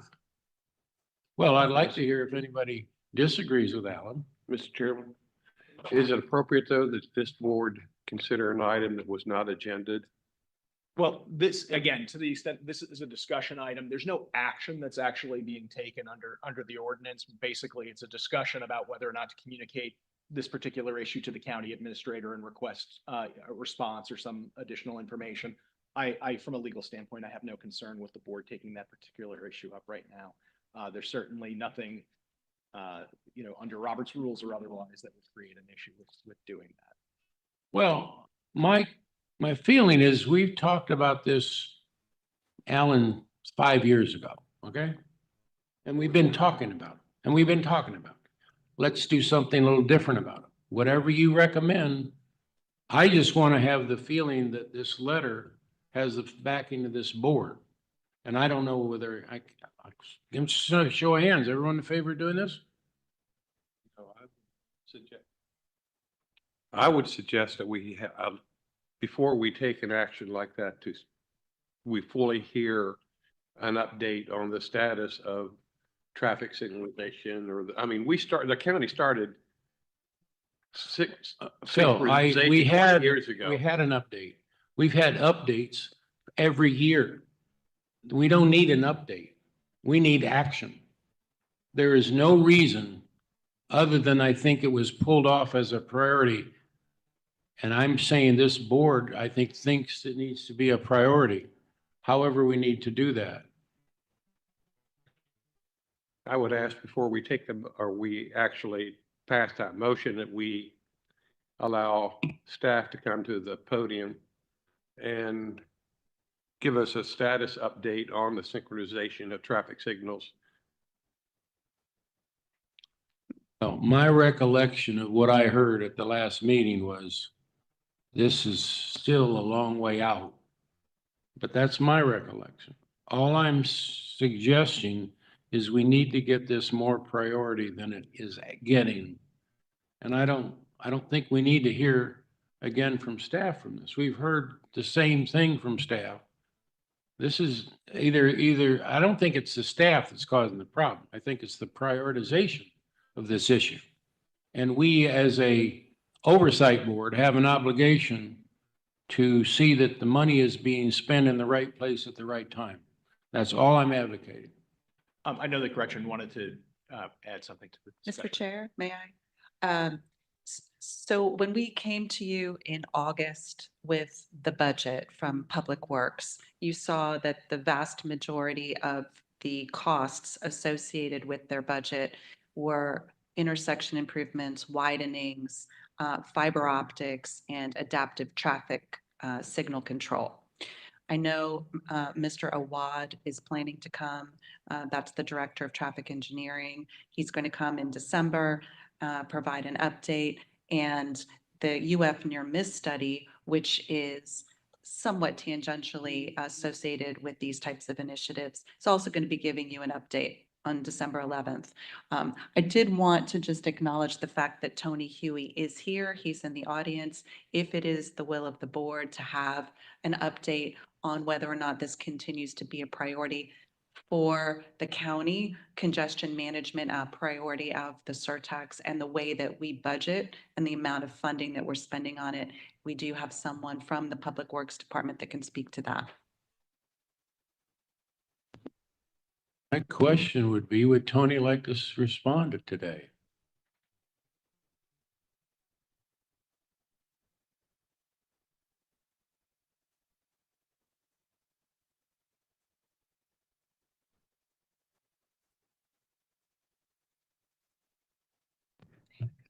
Sorry. My apologies. Don't mean to make light of the important issues that we are talking about here. It's a difficult issue, and Mr. Hooper, been in situations, I think all of us probably have, when we sit in a red light and then you don't see some of the, cars going by and why hasn't it turned and so forth. And there's a number of issues that I can, try to justify and explain. I don't need to do that. But I want to just sort of emphasize to the board that, this is our traffic signal system is one of the largest system in the country in terms of how we handle things, a lot of different issues that are involved. We have not, the priority in terms of reducing congestion management has not changed. I think we hold that in high, it is a high priority in our program. I think you have seen that, we have made investments into our fiber optic system to build the backbone that's associated with. Of course, you guys have seen the funding, and then, we're continue to develop the adaptive traffic signal systems, and some of them are just about ready to come online. So we're going to be able to see some of that effects, but that doesn't mean that the systems cannot be improved. I think some of the issues that, you just mentioned and some of the things that we talked about, I think the system can continue to improve and go along. And I think we can continue to work along with that. I'm not sure that, I think everyone recognizes the priority, and certainly staff does, in terms of, helping to manage congestion. I think we all recognize that, and I think we're going to continue to do that. We're not perfect. And there's situations with the equipment, there's situations with continuing evolving technology. I think we continue to take a look at all the technologies that are evolving and are emerging. And I think that we're going to continue to take a look at that, and then we're going to keep, we're working on it. We recognize the importance, not just to the board, but also to the entire public as a whole. So, we'll be happy to continue to engage on it. I know you guys will continue to hold us to the task, and, we're going to be, working with you and working with the public to try to, to make that continued improvement as we go. So, but we're certainly happy to come back in December and, and provide additional information and allow additional discussion on the topic. So I appreciate that. And I look forward to hearing about it in December. And I just want to say that we as a board are not, I don't think it's our job to sit here and just listen to what's happening. I think it's our job as public citizens who are out and about, who listen to friends or business colleagues, and we then project that at these meetings. And that's what I'm doing. I'm telling you that I believe that as important, and I love the whole airport hub. I love Primo. I love all the things we're doing are great on the public transit standpoint. But the truth of the matter is that 99 or maybe 90% of all people use their automobiles. And I think it's up to us. We talk about performance audits and performance measures. And I think there should be a moment in time, and maybe we've talked about it, and I'm sorry I've missed a couple meetings this year, so I may be reiterating stuff that you guys have already talked about. But I think we should be auditing how certain things are performing, even synchronization, even though it's in the infancy of where it is, and decide, should we allocate more resources to that? Should we give Public Works more resources? Because it's a priority. Maybe we should go out and do a survey and say, of these 20 things, how is the county performing? And ask the public how they feel about our transit system. They say, oh, that's great. There's new vehicles. It's information system. The app is great. Well, ask some people that are sitting in their cars how they feel, and let's see what they think about synchronization, because I think they're going to say, this is a pretty high priority on my list. And let's throw more resources at Public Works to help us with that. And I hear about traffic reduction, and adding left turns and right turns and all that. I'm not talking about that. I'm talking about sitting on streets and at intersections that work perfectly well going left and right that are just feeling like this could be better. And so I look forward to hearing in December, but I also think at some point this board, we should either do some sort of a study, pay for it, do some sort of a study, do some sort of a performance measure, do a survey, and let's find out how this whole thing, and then let's talk about the very best technology, because it's from a perspective of capital costs, synchronization is not the most expensive thing in the world to do. It's actually probably one of the cheapest things to do. So I think we should be focusing in on that. Thank you. If I may add to that a little bit, I think I think we would all agree with you that in terms, no matter what we do, I think we hold ourselves to the performance that are expected, and certainly would have no issues in terms of measuring and comparing and that type of thing, because that's what we all do. And I do just want to, and I'm sure the board recognizes this, is that managing construction and managing congestion, is a complex issue and it's a complex topic. And I think one of the things that, even with all of the technology, no matter how innovative and how advanced we go, one of the things that's difficult for us to overcome is overcapacity. Many of our roads just get into that situation when new development comes in and it just gets congested. And so, I think as we go forth, and perfectly happy again, to do the evaluation and comparison, is that we need to recognize that, in terms of overcapacity, it is going to be the major constraint to please everyone along the roadway. So if we can recognize that as we go, I think we will, have a very fruitful journey in terms of trying to resolve the problem. Bill? Mr. Chairman, thank you. My colleague, I think, eventually got to the issue that we have on our agenda today, a discussion of scoping a performance audit or a program performance audit of whatever this board determines to be a priority. And I would suggest that perhaps this is an item that would be put on our agenda for discussion later relative to the performance audit as a possible target, rather than a generic audit that just talks about whether we have complied with this statute as a board over the 5 years. That we look at the history of traffic management and traffic signalization even before the existence of the Surtax, and the various technologies that have been applied, and what is the best direction going forward on should we learn from our past and incorporate that as a higher priority in the future appropriations. Agree, and I believe they're here today to find out from us what we want this performance audit to look like, and I think this will be a segue into that. And I just want to say, Tony, I know you, your enthusiasm, your abilities, this will get taken care of.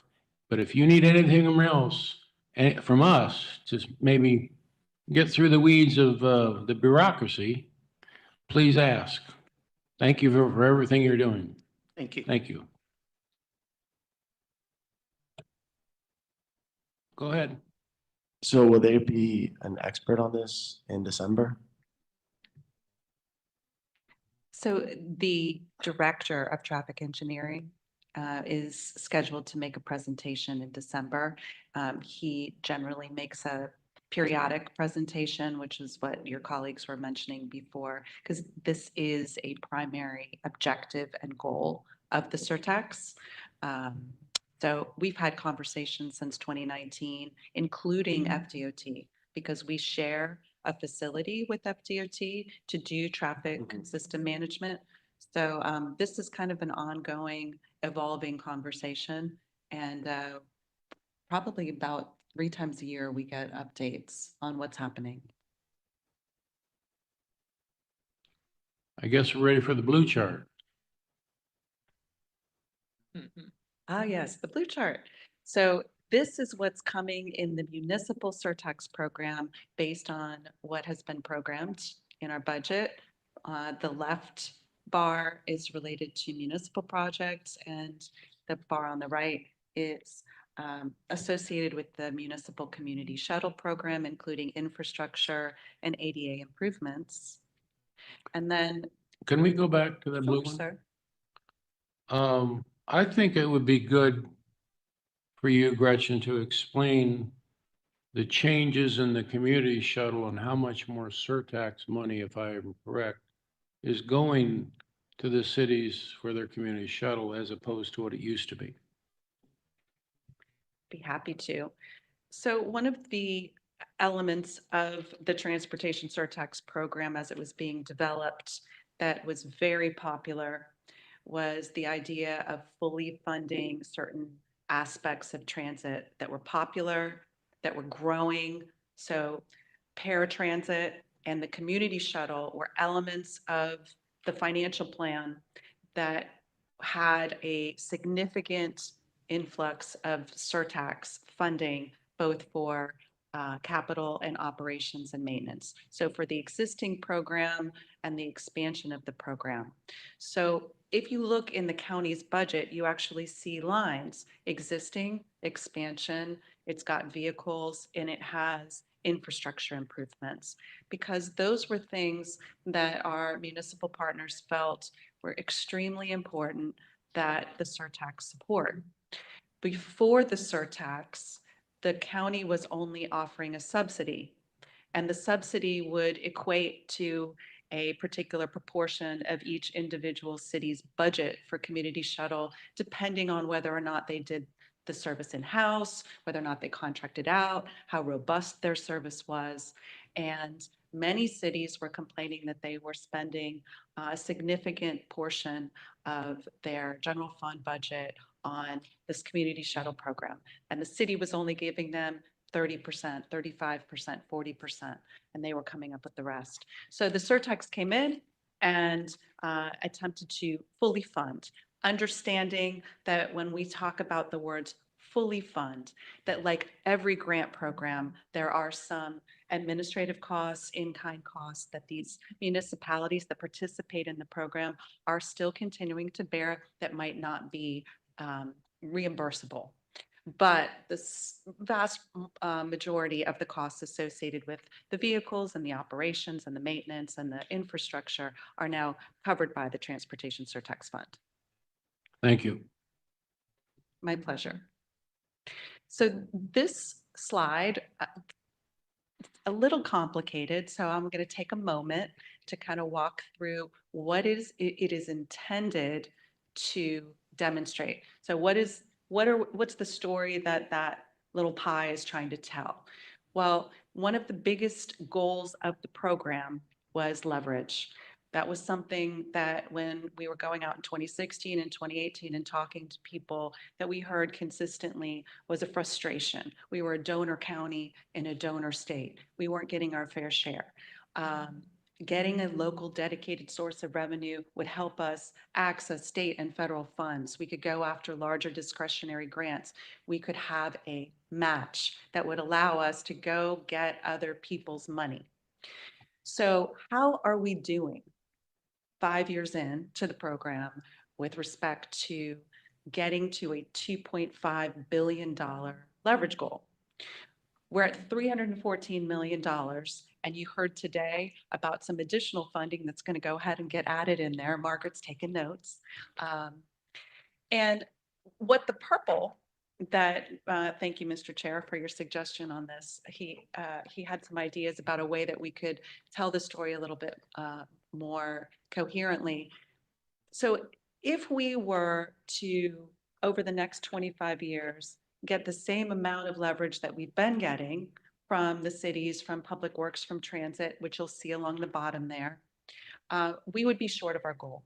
That white in the pie would indicate that we didn't make it to $2.5 billion.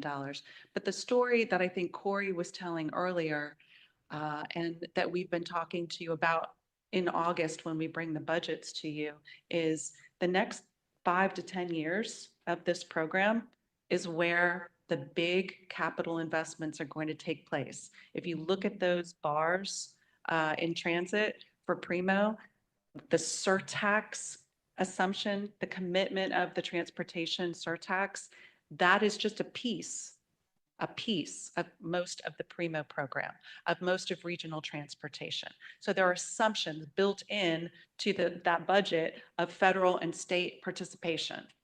And so we do expect that when we're talking to you in 2032, that we're going to have made a very significant amount of progress towards that $2.5 billion goal. If we have built premium transit, it will be because we had the support of our federal and state partners.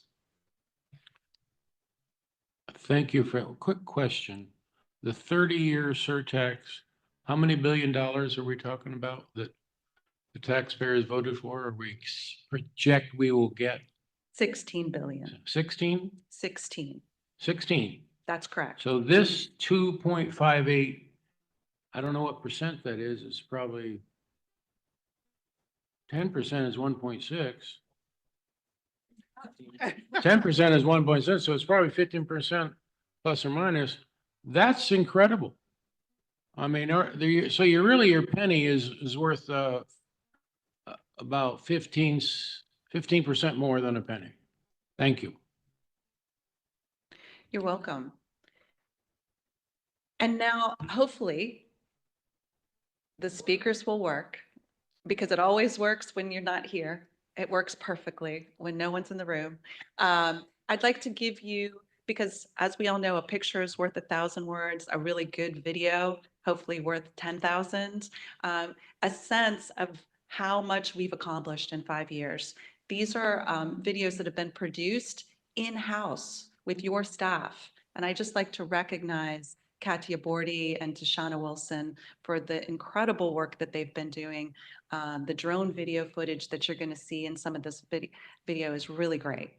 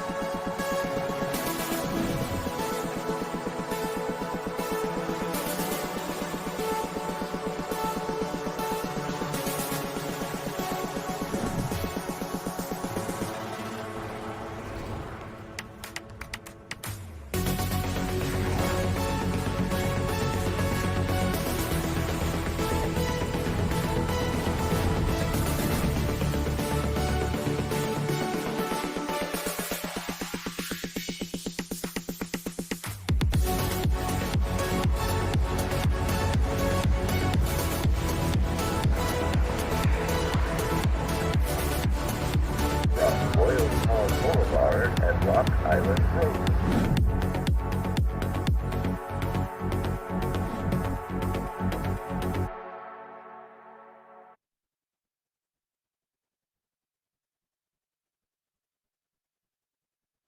We have a couple more, but because I want to be respectful of On's time, I wanted to ask if you wanted to come up and get recognized and talk a little bit. So inside of that video, there was a segment about the repair of the bridge on Sheridan, right? And that repair that the Surtax Oversight Board and the County Commission prioritized and found money for in an emergency situation just won a very big national award. Oh, hit the mic. There you go. Usually red doesn't work, but we were awarded the ASCE National for our Small Project of the Year award. The reason it's small because we save a lot of money, so this project was small. But just so you know, the bridge was hit. That bridge get hit pretty frequently, but that was a very severe hit in September or so of 2022. We do what we normally do. We shut down part of the turnpike, started working with them, try to find the normal process of repair would be to remove that beam, put in what we call a carrier beam, which is an emergency beam that just sits there while we design and fabricate the new beam.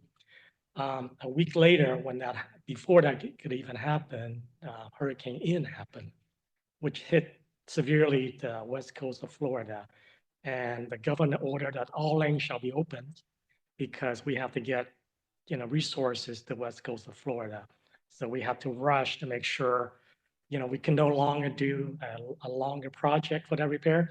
So instead of, if you look at bridges, normally the bridges, all the beams are exactly the same, the columns are exactly the same, and we do that for a good reason. Well, in this case, we couldn't find a manufacturer that can fabricate that beam, within a matter of weeks. It would usually take months to do. So we designed it. We went the opposite way. Let's find a beam that we can manufacture within 2 weeks, and let's see if we can design it in.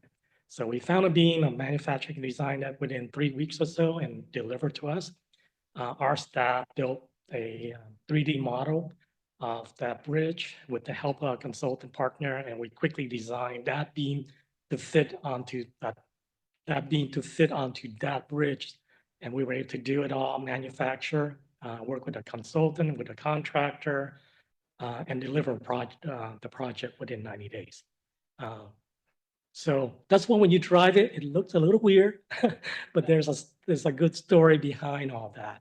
When you drive northbound, that one beam that got hit looks very different from all the other beams just because we did what we had to do to get it done. So, and now we're about to jack that bridge up, so hopefully it doesn't get hit again in the fur, and that's also funded by Surtax. You're gonna jack the bridge up? Yes, very carefully. Wow, that's amazing. You'll probably get another award for that. No, thank you. And just for anybody listening, the ASCE is the American Society of Civil Engineers, correct? Okay, great.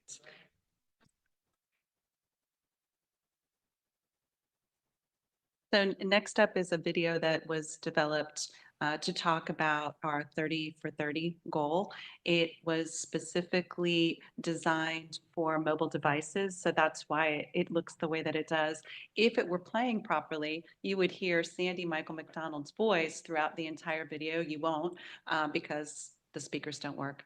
But I just wanted to give you an idea of some of the ways that we're trying to be innovative and reach different audiences. We have had a significant increase in followers and traffic on our social media platforms.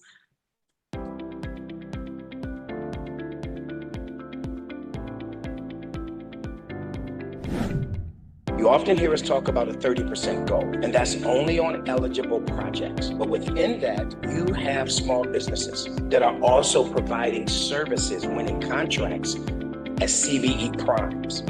So it might be a $5 million contract, and at the end of the day, you got a 30% goal, and that's 1.5 opportunity for small business. But you have projects where the CBE has decided, hey, based on my capacity, based on my ability, why would I just wait to be a part of 30%? Let me go after the entire contract, whether that's 800,000, whether that's $1 million, or whether that's $2 million. That's value to the program, because the more we can support these businesses with eligible activity that they can actually perform, it grows your scale. They grow, they hire more, they spend more, and those dollars for that GDP, I'm sure at the end of the year, stays in your account.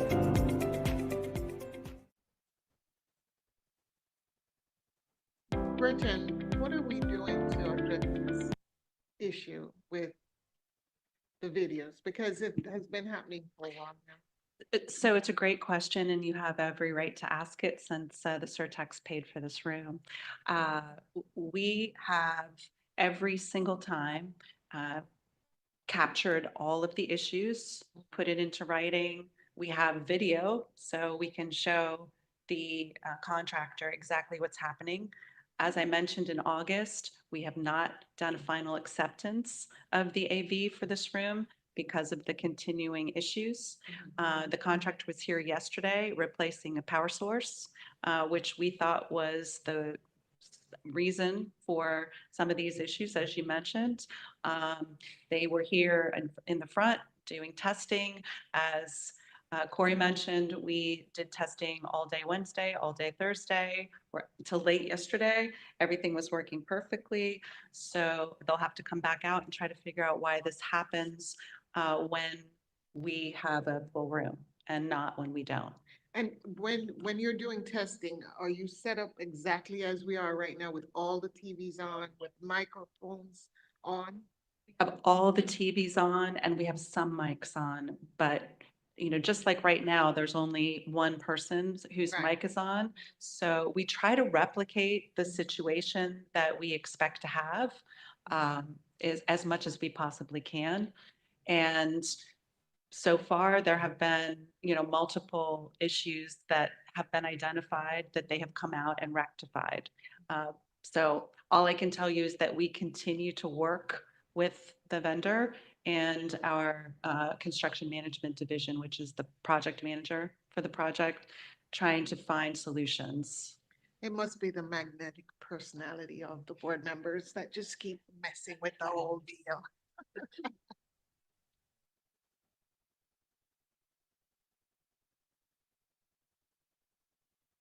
So Roy just had a great idea, and he thought maybe we break.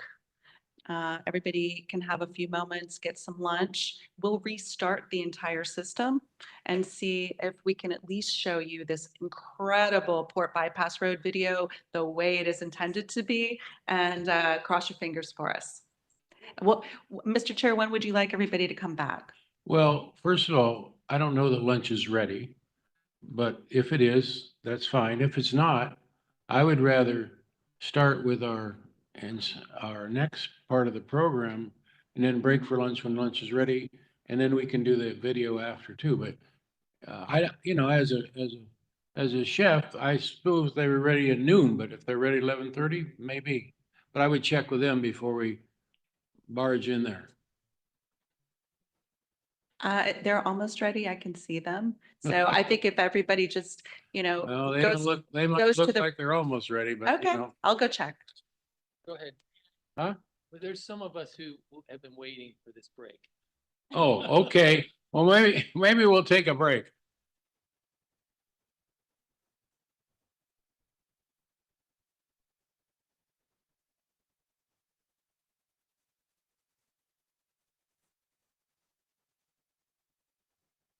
Well, Nathaniel said we didn't need to wait for him. So now that we have everyone on board, and by the way, this is the first meeting in a long time that we've had all of our members present. Dude, is there any way you can turn that down? Oh, What you're about- right. what about the positive? I'm telling you, it doesn't work. Yeah, testing. Hard listening to you. Yeah. Want to use my microphone? Yeah. Oh, but then it'll be recorded. It'll be all right? Stay back. All right, we are ready.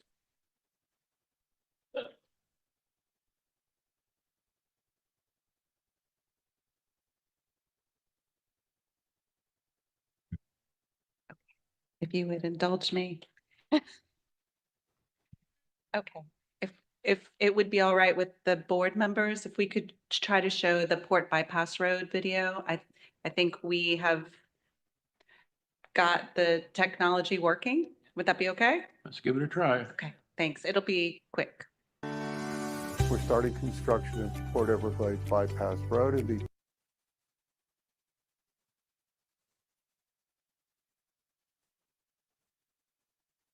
project is intended to provide public access to the convention center and the 17th Street beaches through Port Everglades.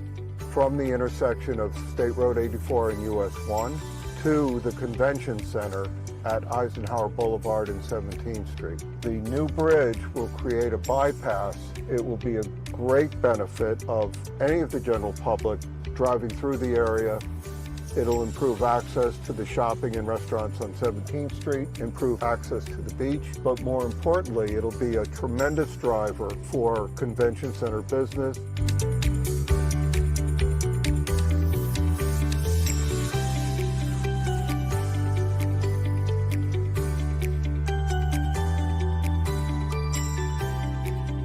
This is the very beginning of the work. As you can see, there's several operations going on. They're relocating some IPS conduits of the fiber optic. The existing system was in the proposed roadway, so we're just doing a simple relocation to move the box and all the connections beyond the curb line into the sidewalk. And here at the east end of Spangler Boulevard, you can see crew members assembling steel for the barrier wall that will define the bypass road, and another crew is placing concrete for the foundation of that wall. In this aerial view, we can see the barrier wall that we had just saw being constructed. That will define the bypass road for public traffic. Another road will be built on the very north side along the fence line, and that will be the service road providing access for the tank farm. This operation is the installation of a foundation for a mast arm traffic signal. Thank you, Broward County, for the opportunity to have lead performing for you guys. What we're doing here right now is drilling a drill shaft for a future signalization improvement that we're doing here in the intersection. It will be part of the bypass project because this traffic signal will actually control traffic at surface versus whatever is coming through the bypass on a free flow. Should be good to go by the end of 2025. We identified one of our best subcontractors that we have used in the past, which are AUM. So they are full CVE for Broward County.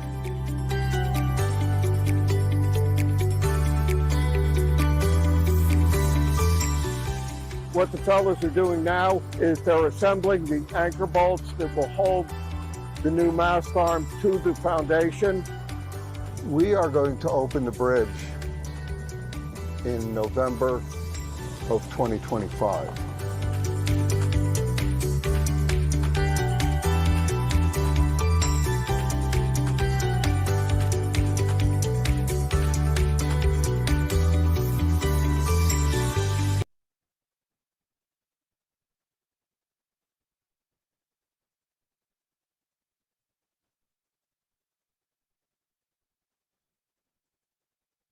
Yeah, I just want to, again, give a shout out to your staff, your team that actually produced all of the images for that video, except some of the video that had been provided by Public Works Department and their design firm. So it's been great.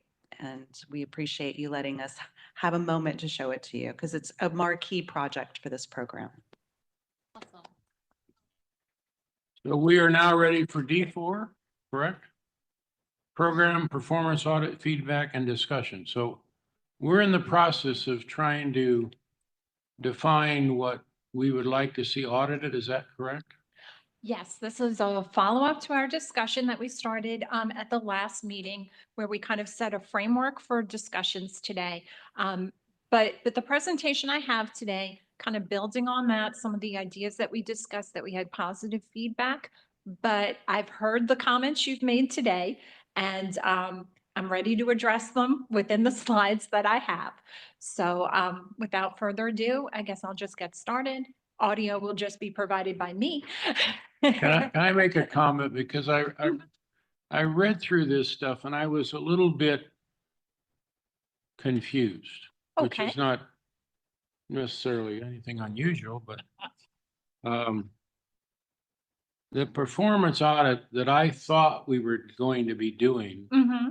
is an evaluation of the projects, what they said they were going to cost, what they cost, did they're on time, that type of thing. Mm-hmm.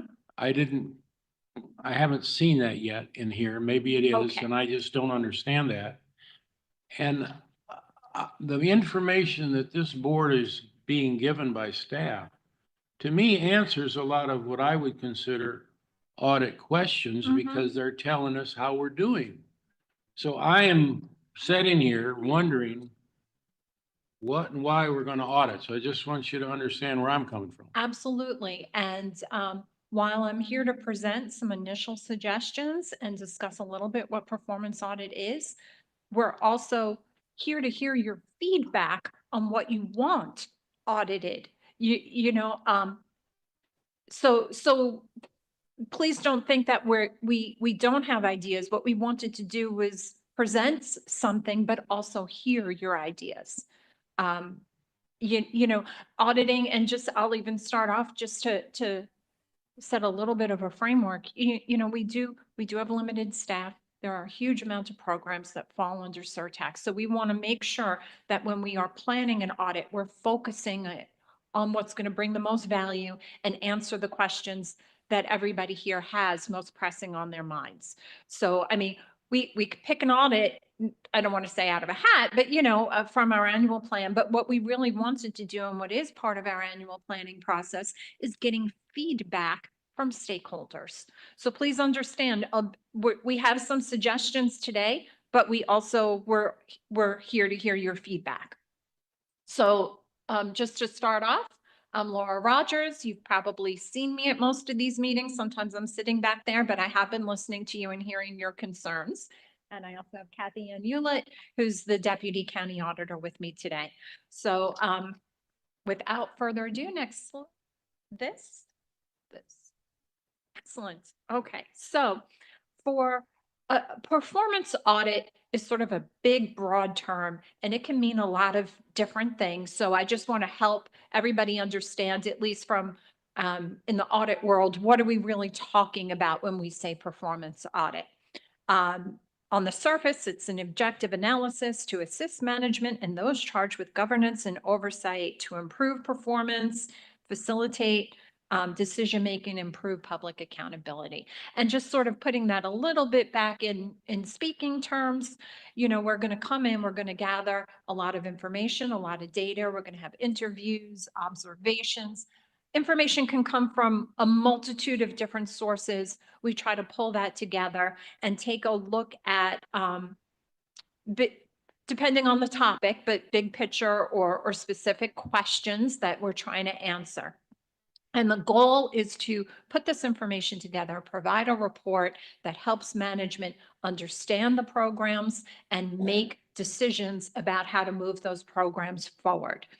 The audit is always to inform stakeholders, this board, county commissioners, the public, other agencies that receive Surtax funding. We all work together, so there's a lot of stakeholders. Our audits always include recommendations to management on improving operations. And we call those opportunities for improvement in our reports. The objectives of a performance audit can vary. Some of that depends on the nature of the subject, the materials that we're looking at, the approach we're trying to take, or the question we are trying to answer. In a nutshell, are we effective is sort of asking, are we meeting our goals? Are we getting X, Y, Z done? We could be looking at economy, which is saying, okay, for the money we've spent, are the costs appropriate for what we're doing? And then we could also be looking at efficiency, which is some of those outputs, but it could also be looking at timeliness of delivery in a case like this. So there's lots of different things that could come into a performance audit. And every audit has an eye to compliance. Are we following the rules we need to, the regulations? Are we operating within the structure we're supposed to? Okay, so now what could we audit? We can audit an entire program or we can audit a project. So we can start at a high level or we can bring it all the way down to a very focused approach. So the perspective we had last time, and you asked me the same question, what are we looking at? Well, that's what we're here to decide. Starting with a macro or higher level approach could be looking at the success of an overall program, considering a program in its totality. And that could have multiple different aspects of operations or projects, different objectives.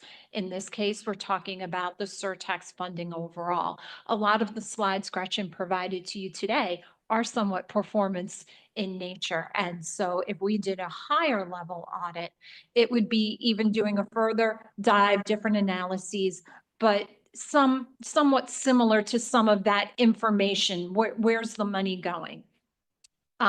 We could also take a look at a specific aspect of a program. So we have Surtax as an entire program, but maybe we have transportation as a specific program or a project or structure within that. And then even if we went further down into transportation, then we could be like, okay, how is this bus route performing? How is our marketing program performing?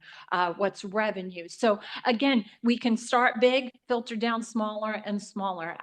I've heard a lot about traffic signalization today.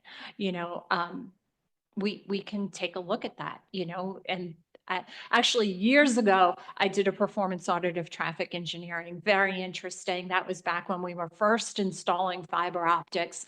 So there's a lot of information. There's a lot of performance metrics out there. Even though I came here prepared, and on the next slide, I'm going to talk to you about that higher level approach. I'm open and I'm hearing whatever the comments here that the board is very interested in signalization and timing and efficiency of traffic movement. And that could certainly be an approach that we take.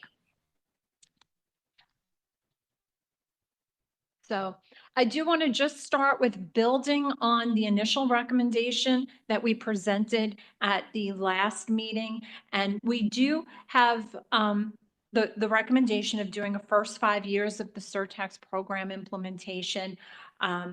We think that this is a good first time audit. We did have some positive feedback, and somebody at the meeting last time suggested it would be great to have a recurring audit, and certainly doing something from a high level, doing it now at the 5-year mark, and then even planning, let's do it again at 10 years, 15 years. So this would be almost a baseline report that we can have on that. And we do think that this is a good starting point to do that.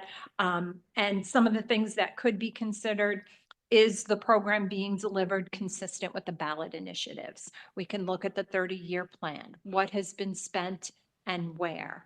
Laura, I have a question regarding where it says what has been spent where. That's where I said earlier that the information that we're getting from staff, like today, what has been spent where has already been given to us. I just don't want to duplicate and ask you to do something that we've already been given is where I was coming from. Sure. I'm trying in my own mind that I think there are some things that need to be audited, but there seems to be some things that they don't be. And I do want to have an understanding of what this audit cost in surtax dollars, if anything new or not. That's something you Okay. can think about. I don't have to answer. All right, I will come back to your cost question. Excuse me, Shay. Oh, yeah, I just want to throw something out there on this kind of topic. I think when you think about performance audits, right, or anything you're trying to measure, it comes down to what's the metric, right? What's the metric that everybody cares about? And I would say in this instance, since we're public facing and we're representing the public and we are the public, it's congestion. So to me, the meat of this is not necessarily are we, exactly as efficient as we can be, but are we changing congestion? And is there a way to actually get after that? Is the data there to look at that in a meaningful way? I think between congestion and timing, somewhere in there is kind of where we need to be a little bit focused from the public's perspective, because this is what they voted on and this is what they're looking for. And the average person, they're not in the weeds here with us to see the progress. So I tend to think that I'm not as concerned about compliance, for example. I know you said this will be part of it, but I think there's a lot of oversight at the county level. I'm just not as concerned with that sort of thing initially. I think this all comes down to public perception meeting actual outputs that we have. Okay, so kind of playing off what both of you guys just said, to me, cost in a certain, how much we've spent in a certain category to me matters, because if I were someone trying to get the best I can out of traffic congestion, I would be looking at what places am I spending the money in those different areas. Like one would be traffic signalization, one would be transit, one would be public works, improving roads and right and left turns. All that stuff matters. And so I believe that it requires some sort of risk versus reward, or cost versus reward. And how much reward are you getting? And knowing that no things are equal and that you got to do them all anyway. But I do think that it's important that we go beyond the macro and we nail down some of the different tools we have to improve traffic congestion and other things. So that's why I do think that the cost of each, even though we budget it, and even though we talk about it, they can just pull it from the ledger. It's not hard for them to take the number and grab it. So I don't think you're adding more work by asking them to do that. I think it's just a matter of how are we going to measure. And I think our metrics should be, for instance, how many riders have increased on transit? And how much did we spend on improving transit? We picked up another 500,000 riders. We spent $30 million. I mean, those things start to matter. Yes, that's good examples of what a performance audit on transit and specifically bus ridership might look at. What was the additional investment? What did we get for that investment? Was it in assets? Was it in operations? What happened to ridership? What happened to revenue? What happened to that connectivity and things like that? I can say though, there's a lot going on at transit. Transit's had a lot of planning. I think maybe transit is an area we give time to work. I'm hearing though a lot of questions about traffic signalization, which, to really do a deeper dive look at that program, absolutely. If that's what this board is really interested in, I also find that interesting. I think the public would find that interesting. And, traffic engineering, they're not here today. I'm not going to speak for them, but they do have different metrics that they report on. As I said, I did a performance audit of that or in part of that years ago. There's a lot of metrics out there. There's federal metrics that you can take a look at, and looking at the baseline. How many of our intersections are actually smart and retimed, and what's the schedule for doing that? And maybe just, I think often our audits make an opportunity for improvement, that if we really wanted to do more, sometimes it does take more resources. And I think that's a question you also want to hear answered. So we can shift, but again, I just want to have everybody understand there's only so much audit that can take place at one time. So we can talk about audit for this year, and we can talk about audit for next year. We're here to hear your priorities and work that into our planning process. And just to use traffic signalization, since you mentioned it. My first thought is, do you have to have a pilot, at least a road or an area already done in order to measure the success?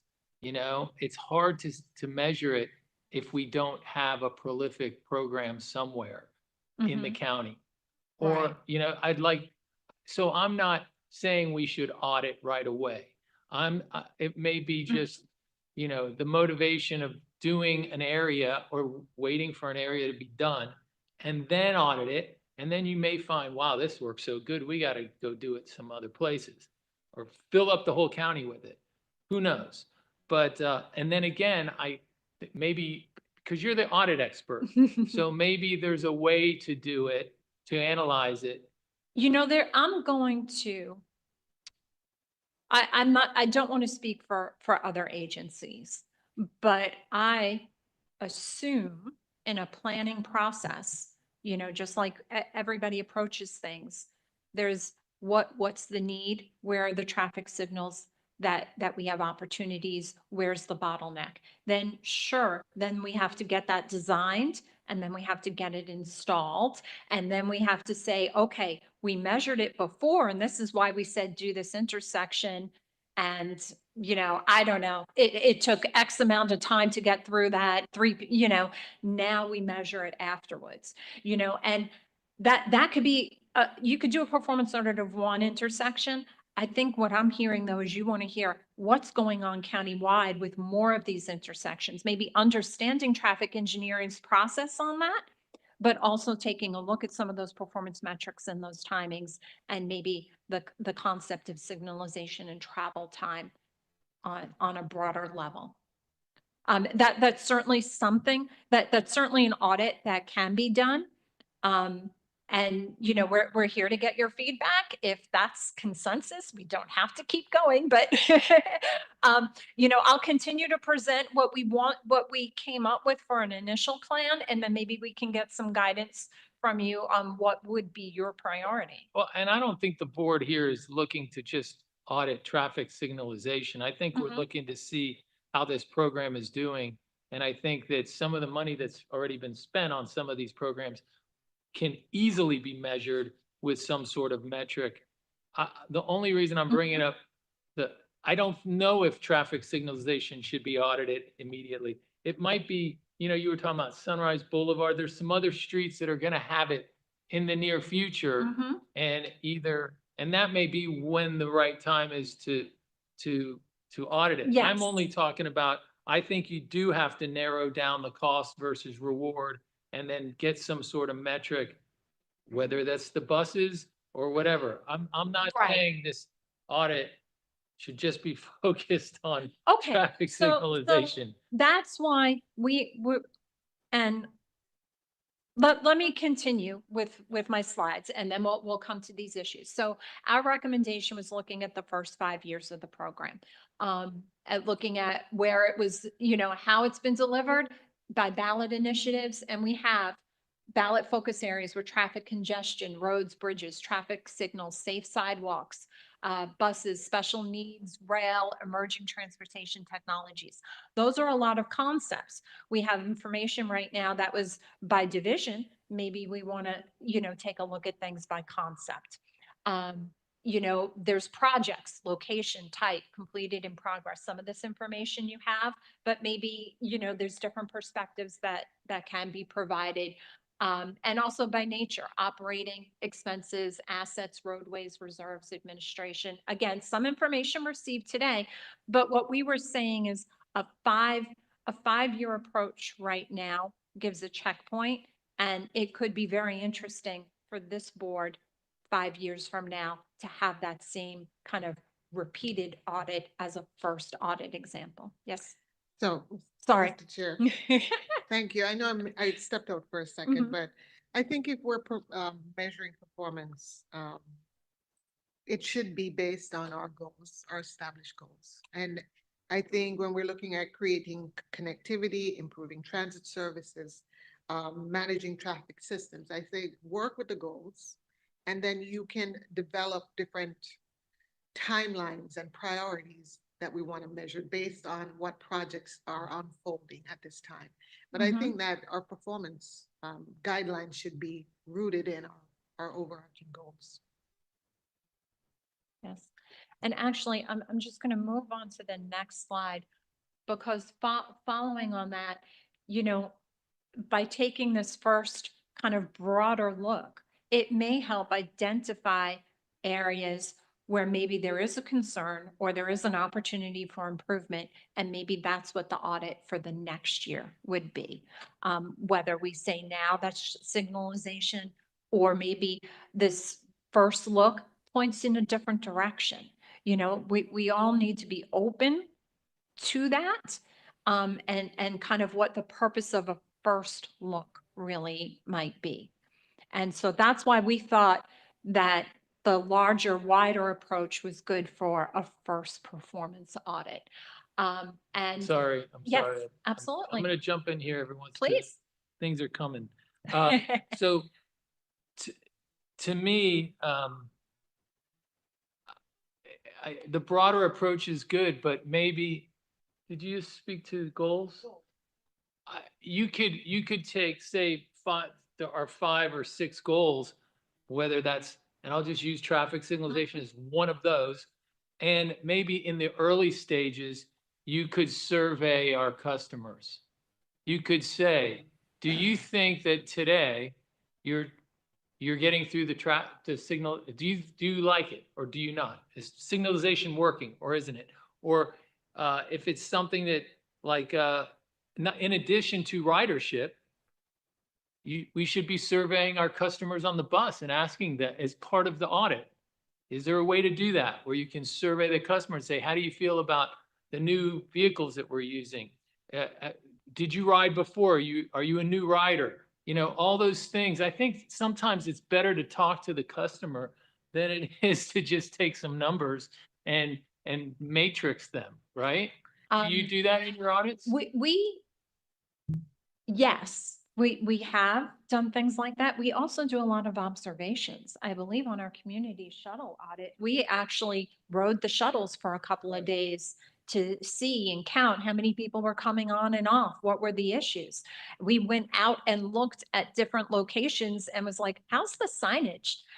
So I don't want to say we don't do anything or we absolutely do everything.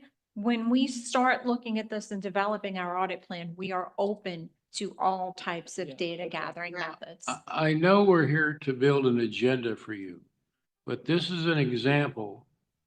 What Corey gave us today is telling us how we're doing, some of this stuff we're getting. I don't want to audit it if we're already getting it. That's where I'm coming. I know. I'm not disagreeing that maybe, but what I don't want, we already got the videos that say all the good things. I don't want a feel-good audit. Okay, I don't want to buy a feel-good audit.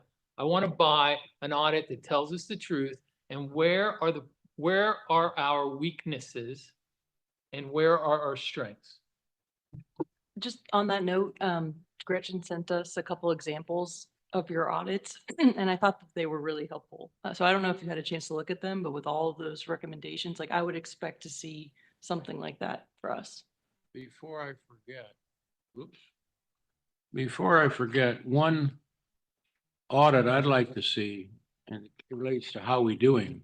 I believe that you should be auditing all the cities to ask them how the first 5 years went and what would they like to see changed in how we're operating, because they're a definite small group as opposed to all of our residents. So to me, if you're asking for input, I would love for you to audit the cities to ask how we doing on this, and that, and come back to us. That would maybe be very helpful. Thank you.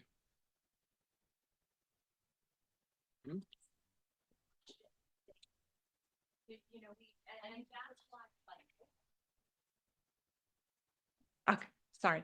Everybody has the question they want answered. And that's part of the beauty and the challenge of a diverse board. And everybody comes with their own perspective on what's important to them. But that's why we're here today. We wanted to gather all of that, hear what everybody had as their questions. If there are areas of greater consensus than others, we certainly want to take that feedback back into our office for our audit planning process. Oh, I think sorry. FD is next.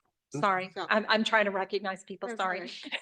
I essentially would like to see a grid, if you will, or that just really breaks down each of the goals, based on the goals and who are the stakeholders, primary and secondary stakeholders for each of those audiences that we want to reach. And then how you plan on measuring, because some of it we are already measuring.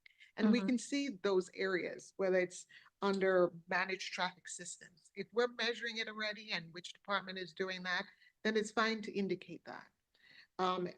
We know that we get performance metrics all the time from Ensure Economic Development benefits from Sandy and his crew.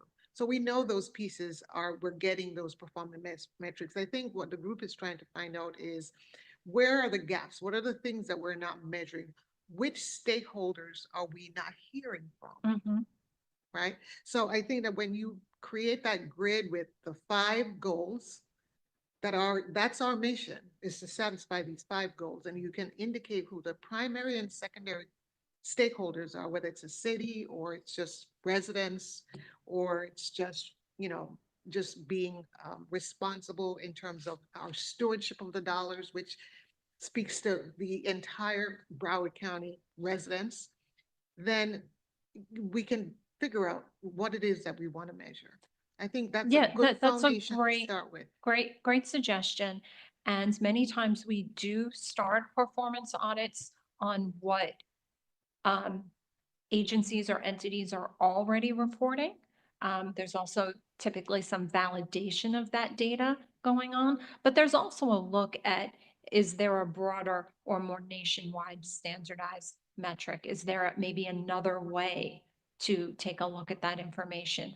So yes, part of a performance audit is identifying those metrics. And that's why we're suggesting this kind of every 5-year approach, because once we have those metrics from this first report, have a baseline of where we're at, then the audit 5 years from now really is important. We'll be able to see from 1 year to the next how we're improving. No, but you're saying, Right. you're saying 5 years to the next 5 years, right? Well, we can get If intermediate we were reports. doing this kind of program approach, looking at those ballot initiatives, these higher level areas, where's the funding going, and perhaps identifying some of these metrics, giving you that baseline, then there's that 5-year mark. But that doesn't have to be the entirety of the audit function. We're just suggesting that because we think it would bring value to decision making, for identifying where those other audits are. But you could be reporting to us annually on what's happening. Is there, or the reporting entities at least should be the various entities I don't want to misspeak, because this is not something that's developed yet. What we were talking about is something that is every 5 years. Gretchen, and you have an annual report that gives you a lot of information. We don't want to give you 2 annual reports. And as I said, you know, there's limited resources at this time on what we can audit. We can do this as a first year audit, identify where we go the next year. I don't think you want the same audit every year. You want something different next year before we come back to the same Right. concept. And we're getting our annual reports, but they would align with your performance metrics for. I would hope for the that audit. we can find something or a different perspective that gives you information you don't already have. Phil, did you have something? Well, I think there's a difference in the audit. You talked about micro and macro audits. I mean, a macro audit, performance audit is how are we doing? I mean, and that's very broad. It's resource constraints, et cetera, and timing of how long it would take to accomplish a macro audit that says how are we doing? Are we doing this in accordance with the law or with the statute? The micro would be more of, well, one of our program elements is traffic signalization. You know, what does that mean to us from a standpoint of congestion, cost, technology, you know, the selection process of the technology and implementation. So that would be a micro approach and something that probably could be done in fairly short, you know, action. Versus the macro, I mean, it's a matter of scale between the macro and the micro audit. Yes, yes.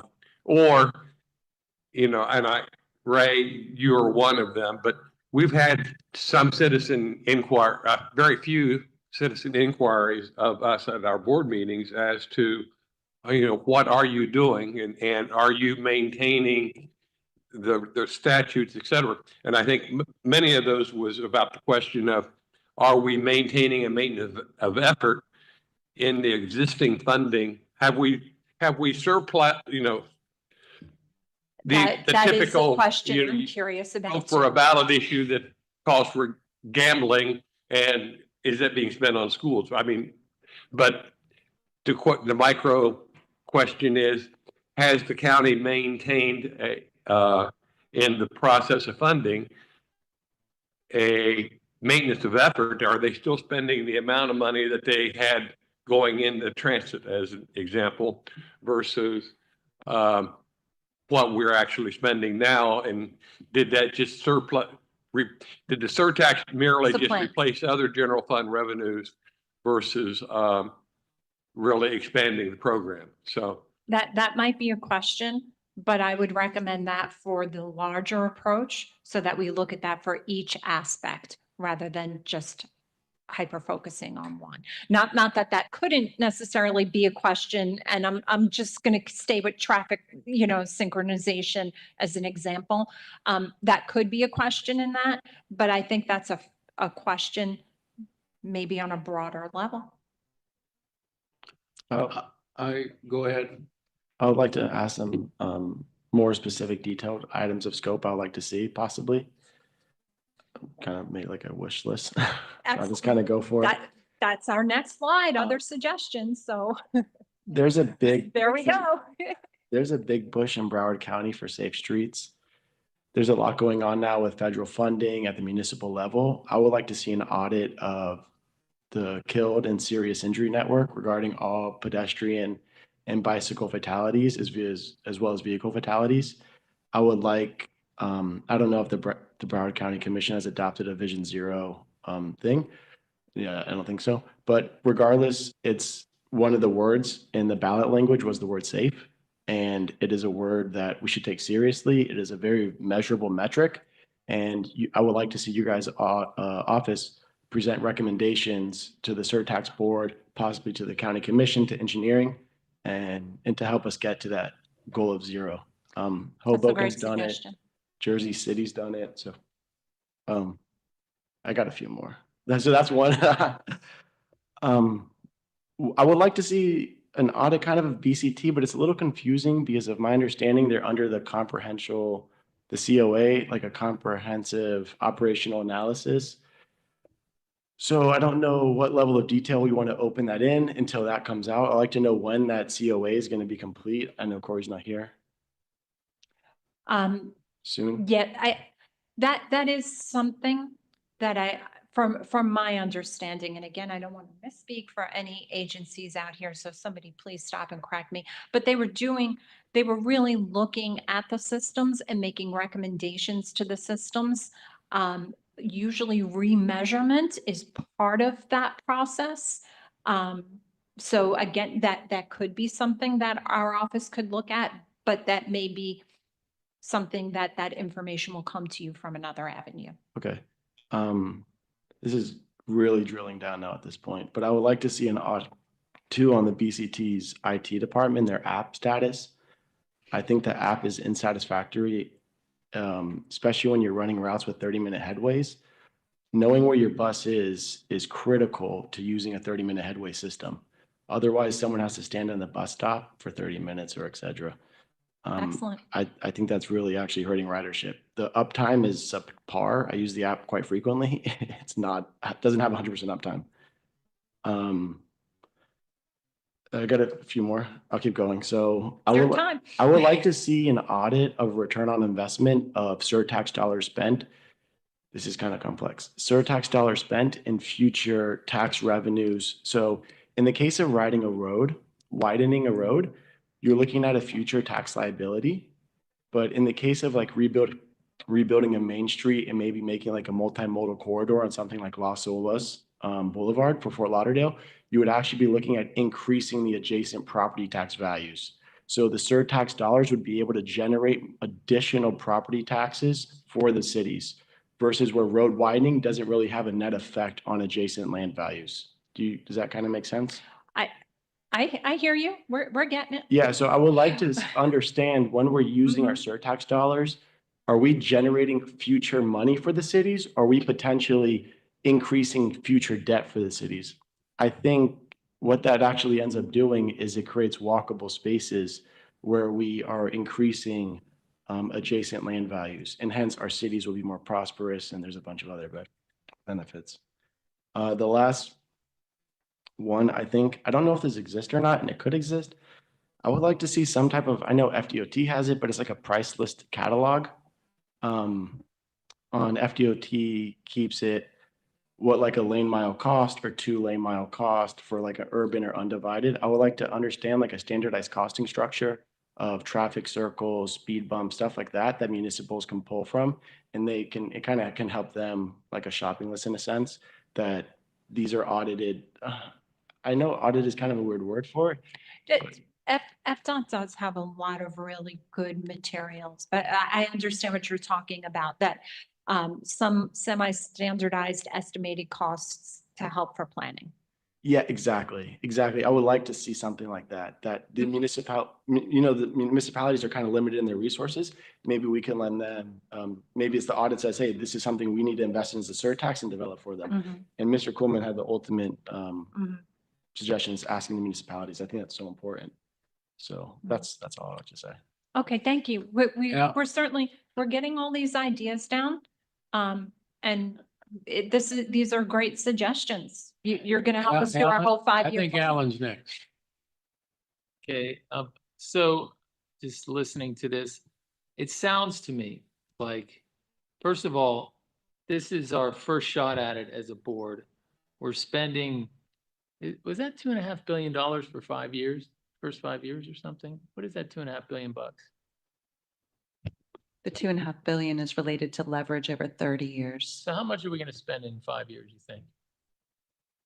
I mean, if you look at the county's adopted budget, it's about that. Okay, so spending whatever it takes to spend for us to feel good about what we're auditing, let's do a good audit.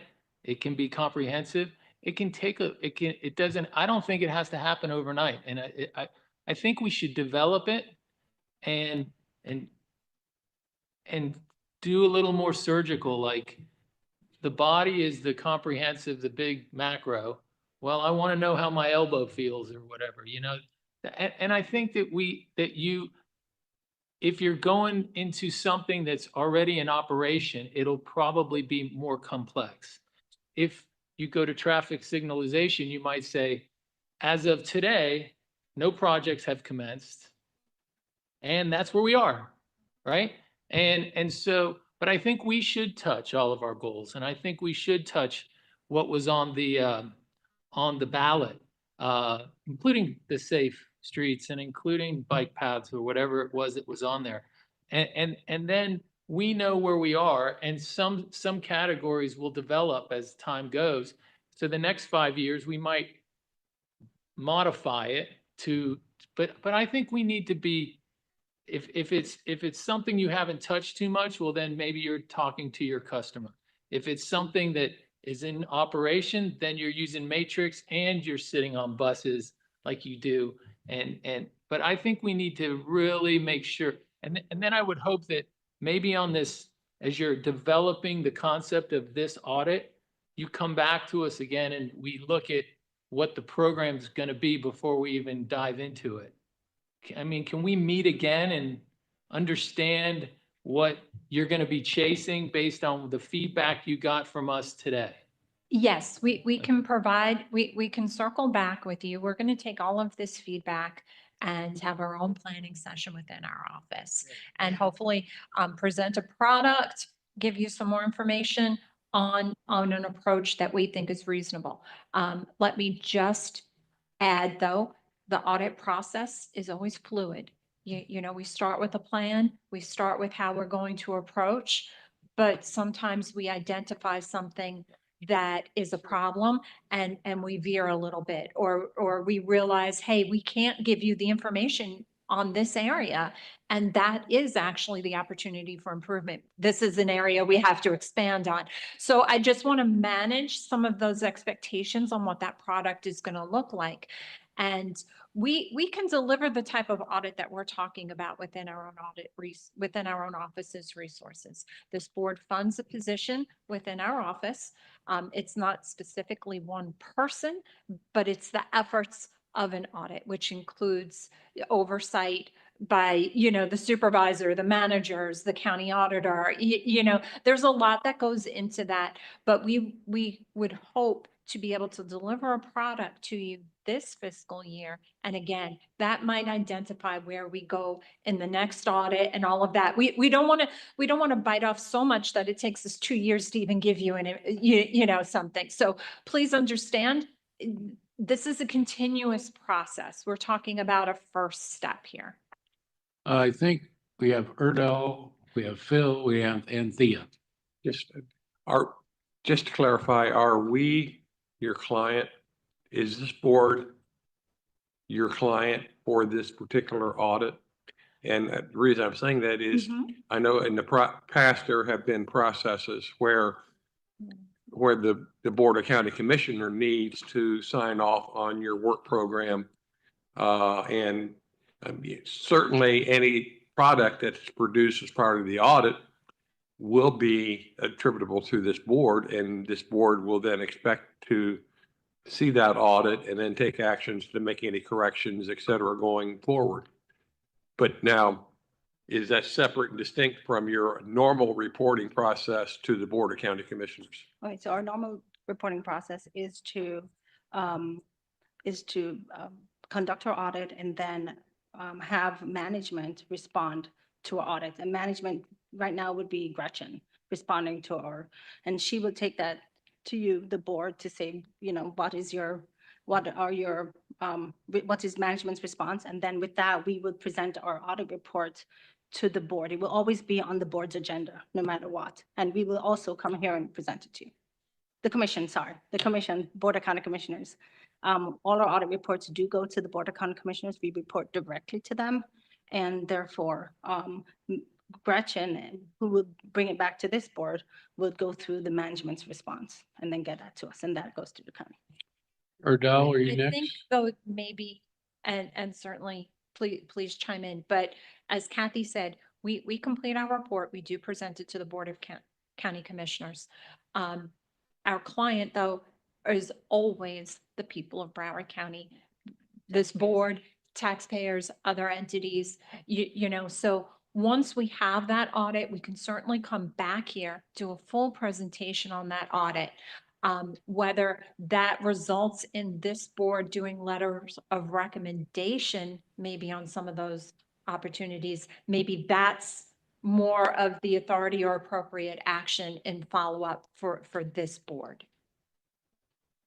Does that make sense? Erdal, did you have something? Just wanted to be also on the record that since this is the first performance in audit, and we're hoping to, use this as a baseline, something measurable, and I think it makes sense, like the rest of the board, board members, to have, our goals and objectives to be used as a matrix and a baseline, and then something, once we establish it and we have it, we can use it for the future, and we can always have audit areas, projects, individuals, requests, and I think that's always going to be there. There's so much to be done, and yet we want, in a timely manner, having an audit, something useful, something we can share with, public, and also we can test ourselves, how well we're doing. And so, looking forward to, meeting with you and your effort. Excellent. Thank you so much. And Thea? No, And then Alan. usually good. I just wanted to underscore what Alan had said about, you presenting an audit plan to us so we can just see where you're going with it. We'll do that in December's meeting. Alan? So what Phil brought up, I totally, I kind of go in that same direction. I feel like, and I could be wrong, but I think that this independent Surtax board has the authority to audit the program. And what I don't want is that it become a product and it gets edited or revisions are made by the county commission. Please do. Okay. And I'm not trying to, once we give it to them, they can say, hey, let's go back and do this. I don't care. But what this board, this independent Surtax board that's representing citizens, I want us to be able to formulate and to audit this based on what we're looking to check and audit, and then finish it. And then we take the product. You can give it to them after we look at it, but we want to make recommendations, or we want to analyze it and make whatever comments or statements we want to make to the county commission after the fact. That's the way I see it. And maybe the rest of the board does or does not, but that's the whole point of us being an independent body and helping oversee a program. And our office is independent. So we actually report directly to the Board of County Commissioners. No one makes us change anything in our audit reports. Whatever we find, we meet with management, we let them know what we find, and we make recommendations. And if they have a response, sometimes they disagree with our findings. That's fine. And that's in the response. And if you see in our audit reports, you see the responses that management has, but we do not make changes based on what somebody is saying. We make we present what we find, and we make recommendations based on that. So there will be no changes by anybody, and we bring it to the board, to you. I think Gretchen wants to say something. I want to know whether Nathaniel wants to say something, or whether wants to say something.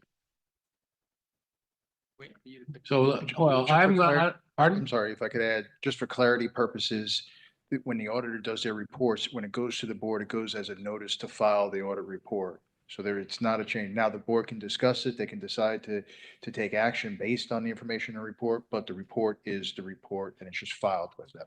Thank you. Gretchen, you want to say anything else?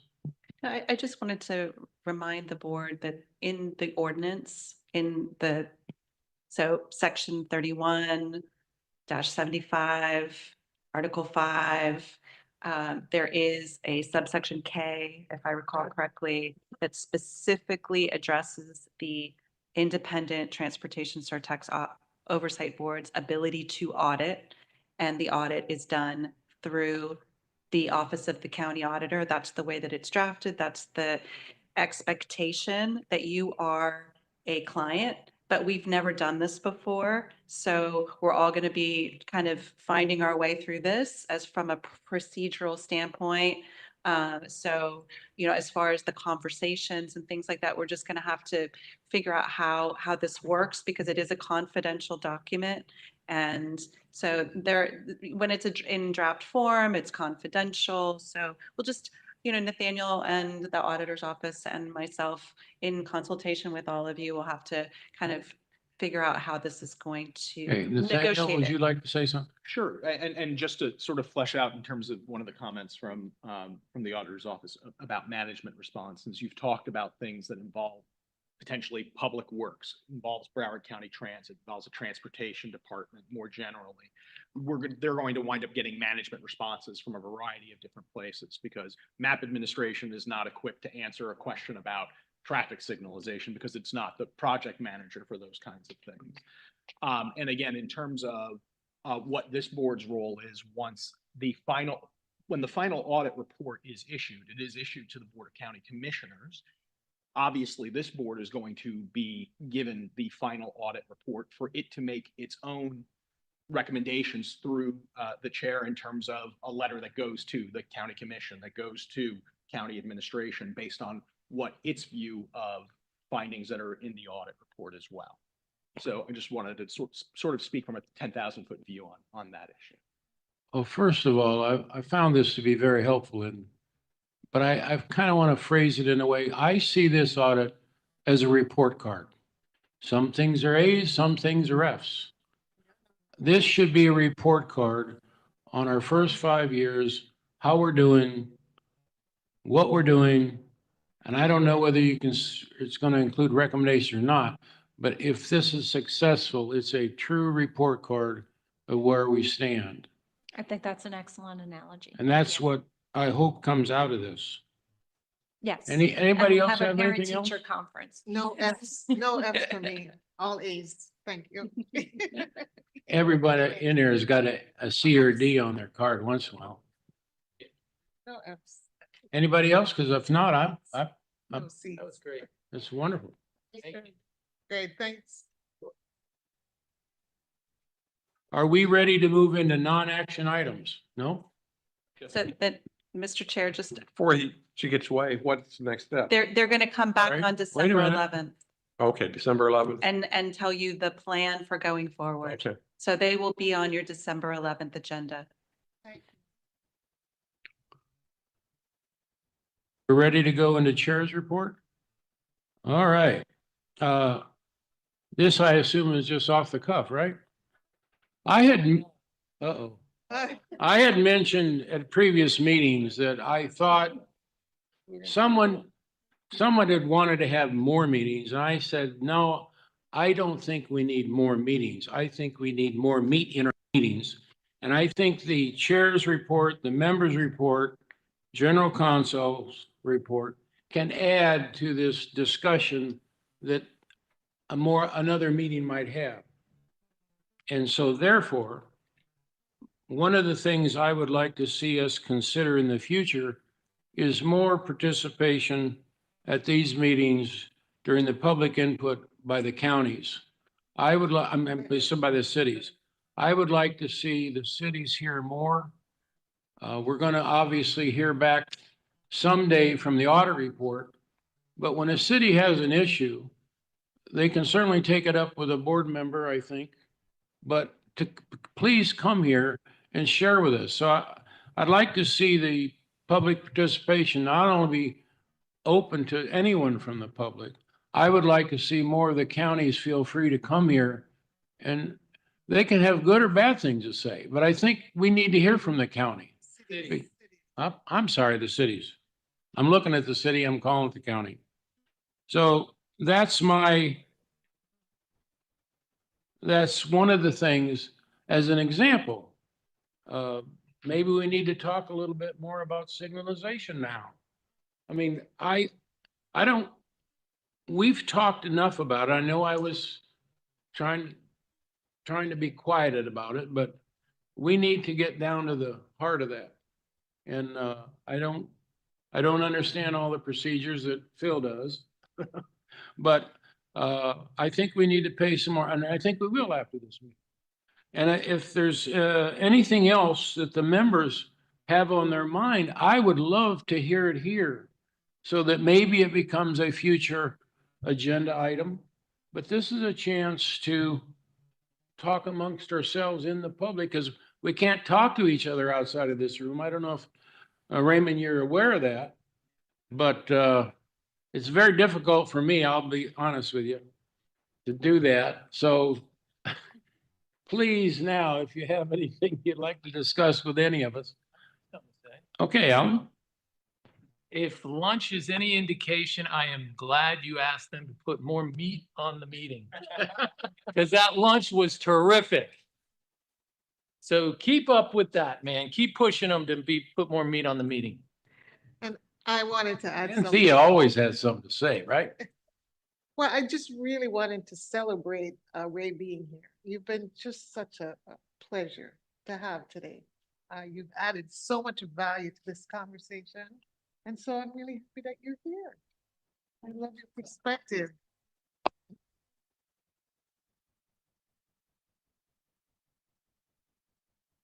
One other thing, I'm going to jump back to the chair.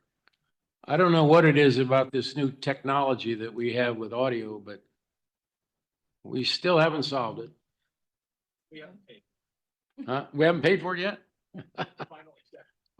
As Gretchen said, final acceptance hasn't happened yet, so. The general counsel's report is next on my, wait a minute, doesn't anyone want to say anything else?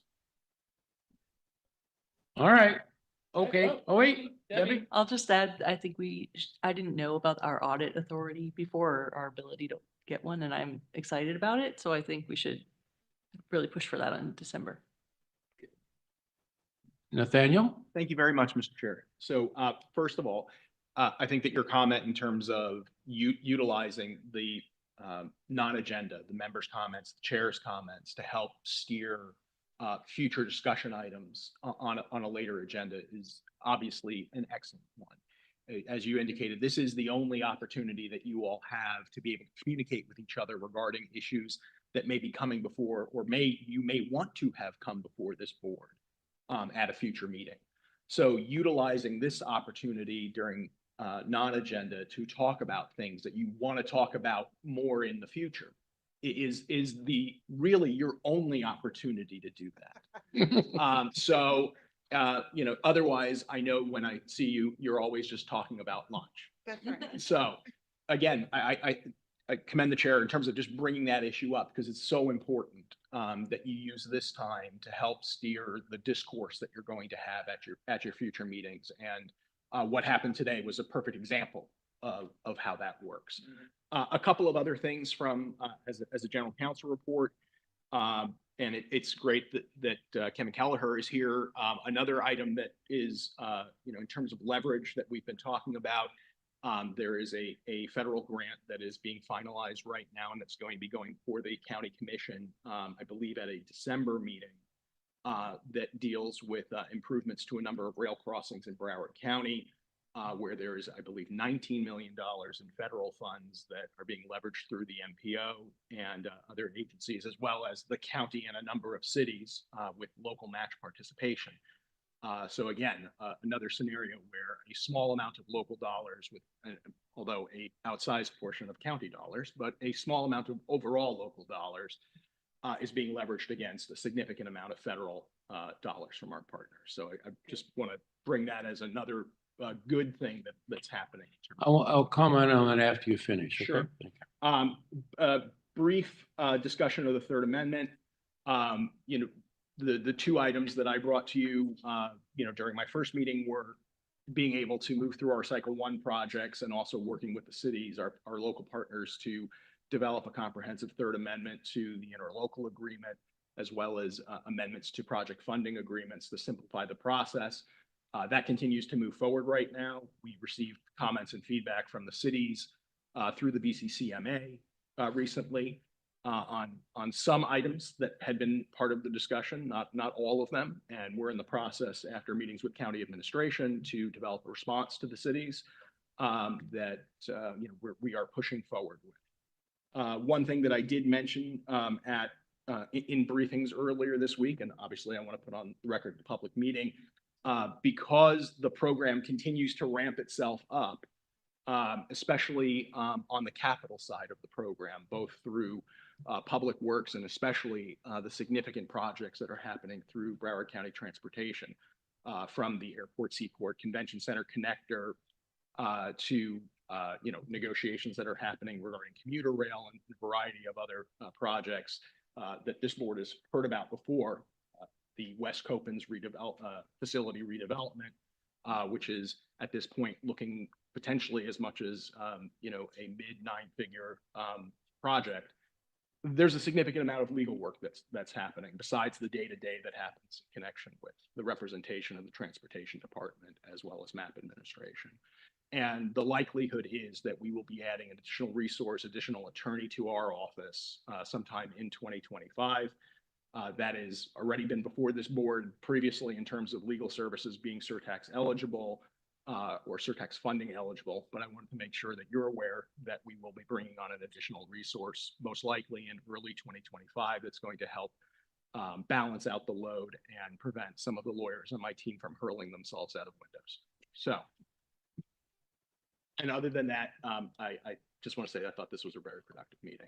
Okay, that you hit a nerve on my end of the thing regarding Surtax dollars in crossing the river, correct? No railroad crossings. We're no rivers in that discussion. Don't go down. Well, wait a minute. Don't go through that time. I get a lot of questions or statements and hear about Surtax dollars available for a bridge or a tunnel. Okay. And my understanding is whether it's a bridge or a tunnel, there are going to be some Surtax dollars available, correct? Again, I personally can't speak to that as we sit here right now, Mr. Chair, because there are a variety of different components to whatever may come about in terms of the New River crossing, in terms of federal dollars, state dollars, and local dollars, which I presume, and again, I just say I presume, will be coming through Surtax. Well, I guess all I know about is we're looking for 50% of the money, whatever it is, from the government, federal government. I've heard similar things, sir. Pardon? I've heard similar things. And Kevin, you may want to comment on this. I don't know. Or not. 25% from the state and 25% from the local. And that's when people ask me about it. I mean, that's what I know. And the local means some Surtax money. Now I guess, can I talk about this off the record or not? Well, you certainly can talk to any. Okay, well, I mean, to me, we're not talking off the record as we speak. Okay, well, whatever it is. Anyway, Kevin, can you shed any? I mean, how do we respond, if at all? This is not a board member. This is just a member from the public to Surtax money being used for a bridge or a tunnel, and that is true, correct? Hello? Yeah, so to back up, the commuter rail has two different projects. You have the commuter rail south. In the commuter rail south, we have a funding methodology, which is based on a small starts grant where the federal government would put in up to $150 million. We get 75 million from the state. It was based on a 50-25 local. But the small starts is capped at 400 million. So whatever the local would have to be is whatever the difference is, above that. So it's actually the local match will probably be higher. But in the New River crossing and to the north, the funding has not been determined yet. We're going to probably have to look at different methodologies for the funding. And likely we would like to go with the 50-25-25 if possible. Certainly to the north, for the north portion of that, the bridge, we may have to look for other grant monies due to the high price of a bridge or a tunnel. So short, to be determined. Okay, thank you. Did I spark anyone? I guess not. Okay. If not, nobody has anything else, Gretchen, we haven't heard from you, right? Last but not least, I just wanted to remind everyone that our next meeting is going to be in the afternoon. This is unusual. It's going to be on a Wednesday at 4:30 in this room.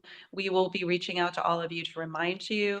Hopefully it'll make parking a lot easier for everyone. And we'll see if we have more participation from the public and from our municipal partners. I'll make sure to express the desire of this body that the municipalities be participatory and invite them to that particular event. It will be, like I said, there will be a lot of really interesting presentations, lots of really good information. So we'll see you in December.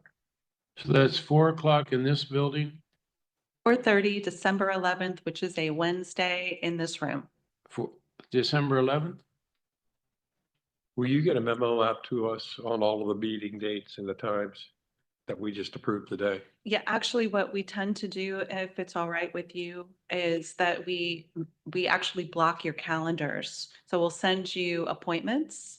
We'll send you the primary meeting date and we'll send you the backup meeting date for each month so that you all see it when you're planning your vacations and travel and doctor's appointments so that you don't have any conflicts. Is that okay? Or would you prefer a memo, Bill? Is that all right? FYI, I didn't have any problem finding parking today, and I think it was because staff was allowed to use the garage where normally they're not. Been encouraged, we're required to use the garage, the secure garage. And so the facilities maintenance and security folks are trying to enforce the fact that all of the parking spaces are for the public and not being used by employees. Okay, if no one has anything, A quick question. We're planning on inviting residents of Broward County to come to that 4 o'clock meeting. Is it just municipal employees or their residents? And if so, I mean, because if they're going to be a partner in the outreach to local residents, then I'm not sure about capacity. So how would we control that if that is the idea? We're always working to get the word out about these meetings. Most people choose to participate virtually because it's just easier, but we will, I take that under advisement. I think that's a very good point, Vice Chair. So what we can do from the municipality standpoint is do kind of an RSVP so we get a sense of exactly how many people are going to be coming. I know that we're going to have a lot of people from our partner agencies that are involved in our low stress multimodal master plan and the UF near miss. So we'll get a sense of exactly how many people we expect to have in person as best we can. Okay, thank you. before I adjourn the meeting, is there anyone in the audience that would like to say anything? Okay, we're adjourning at 1:27 PM, right?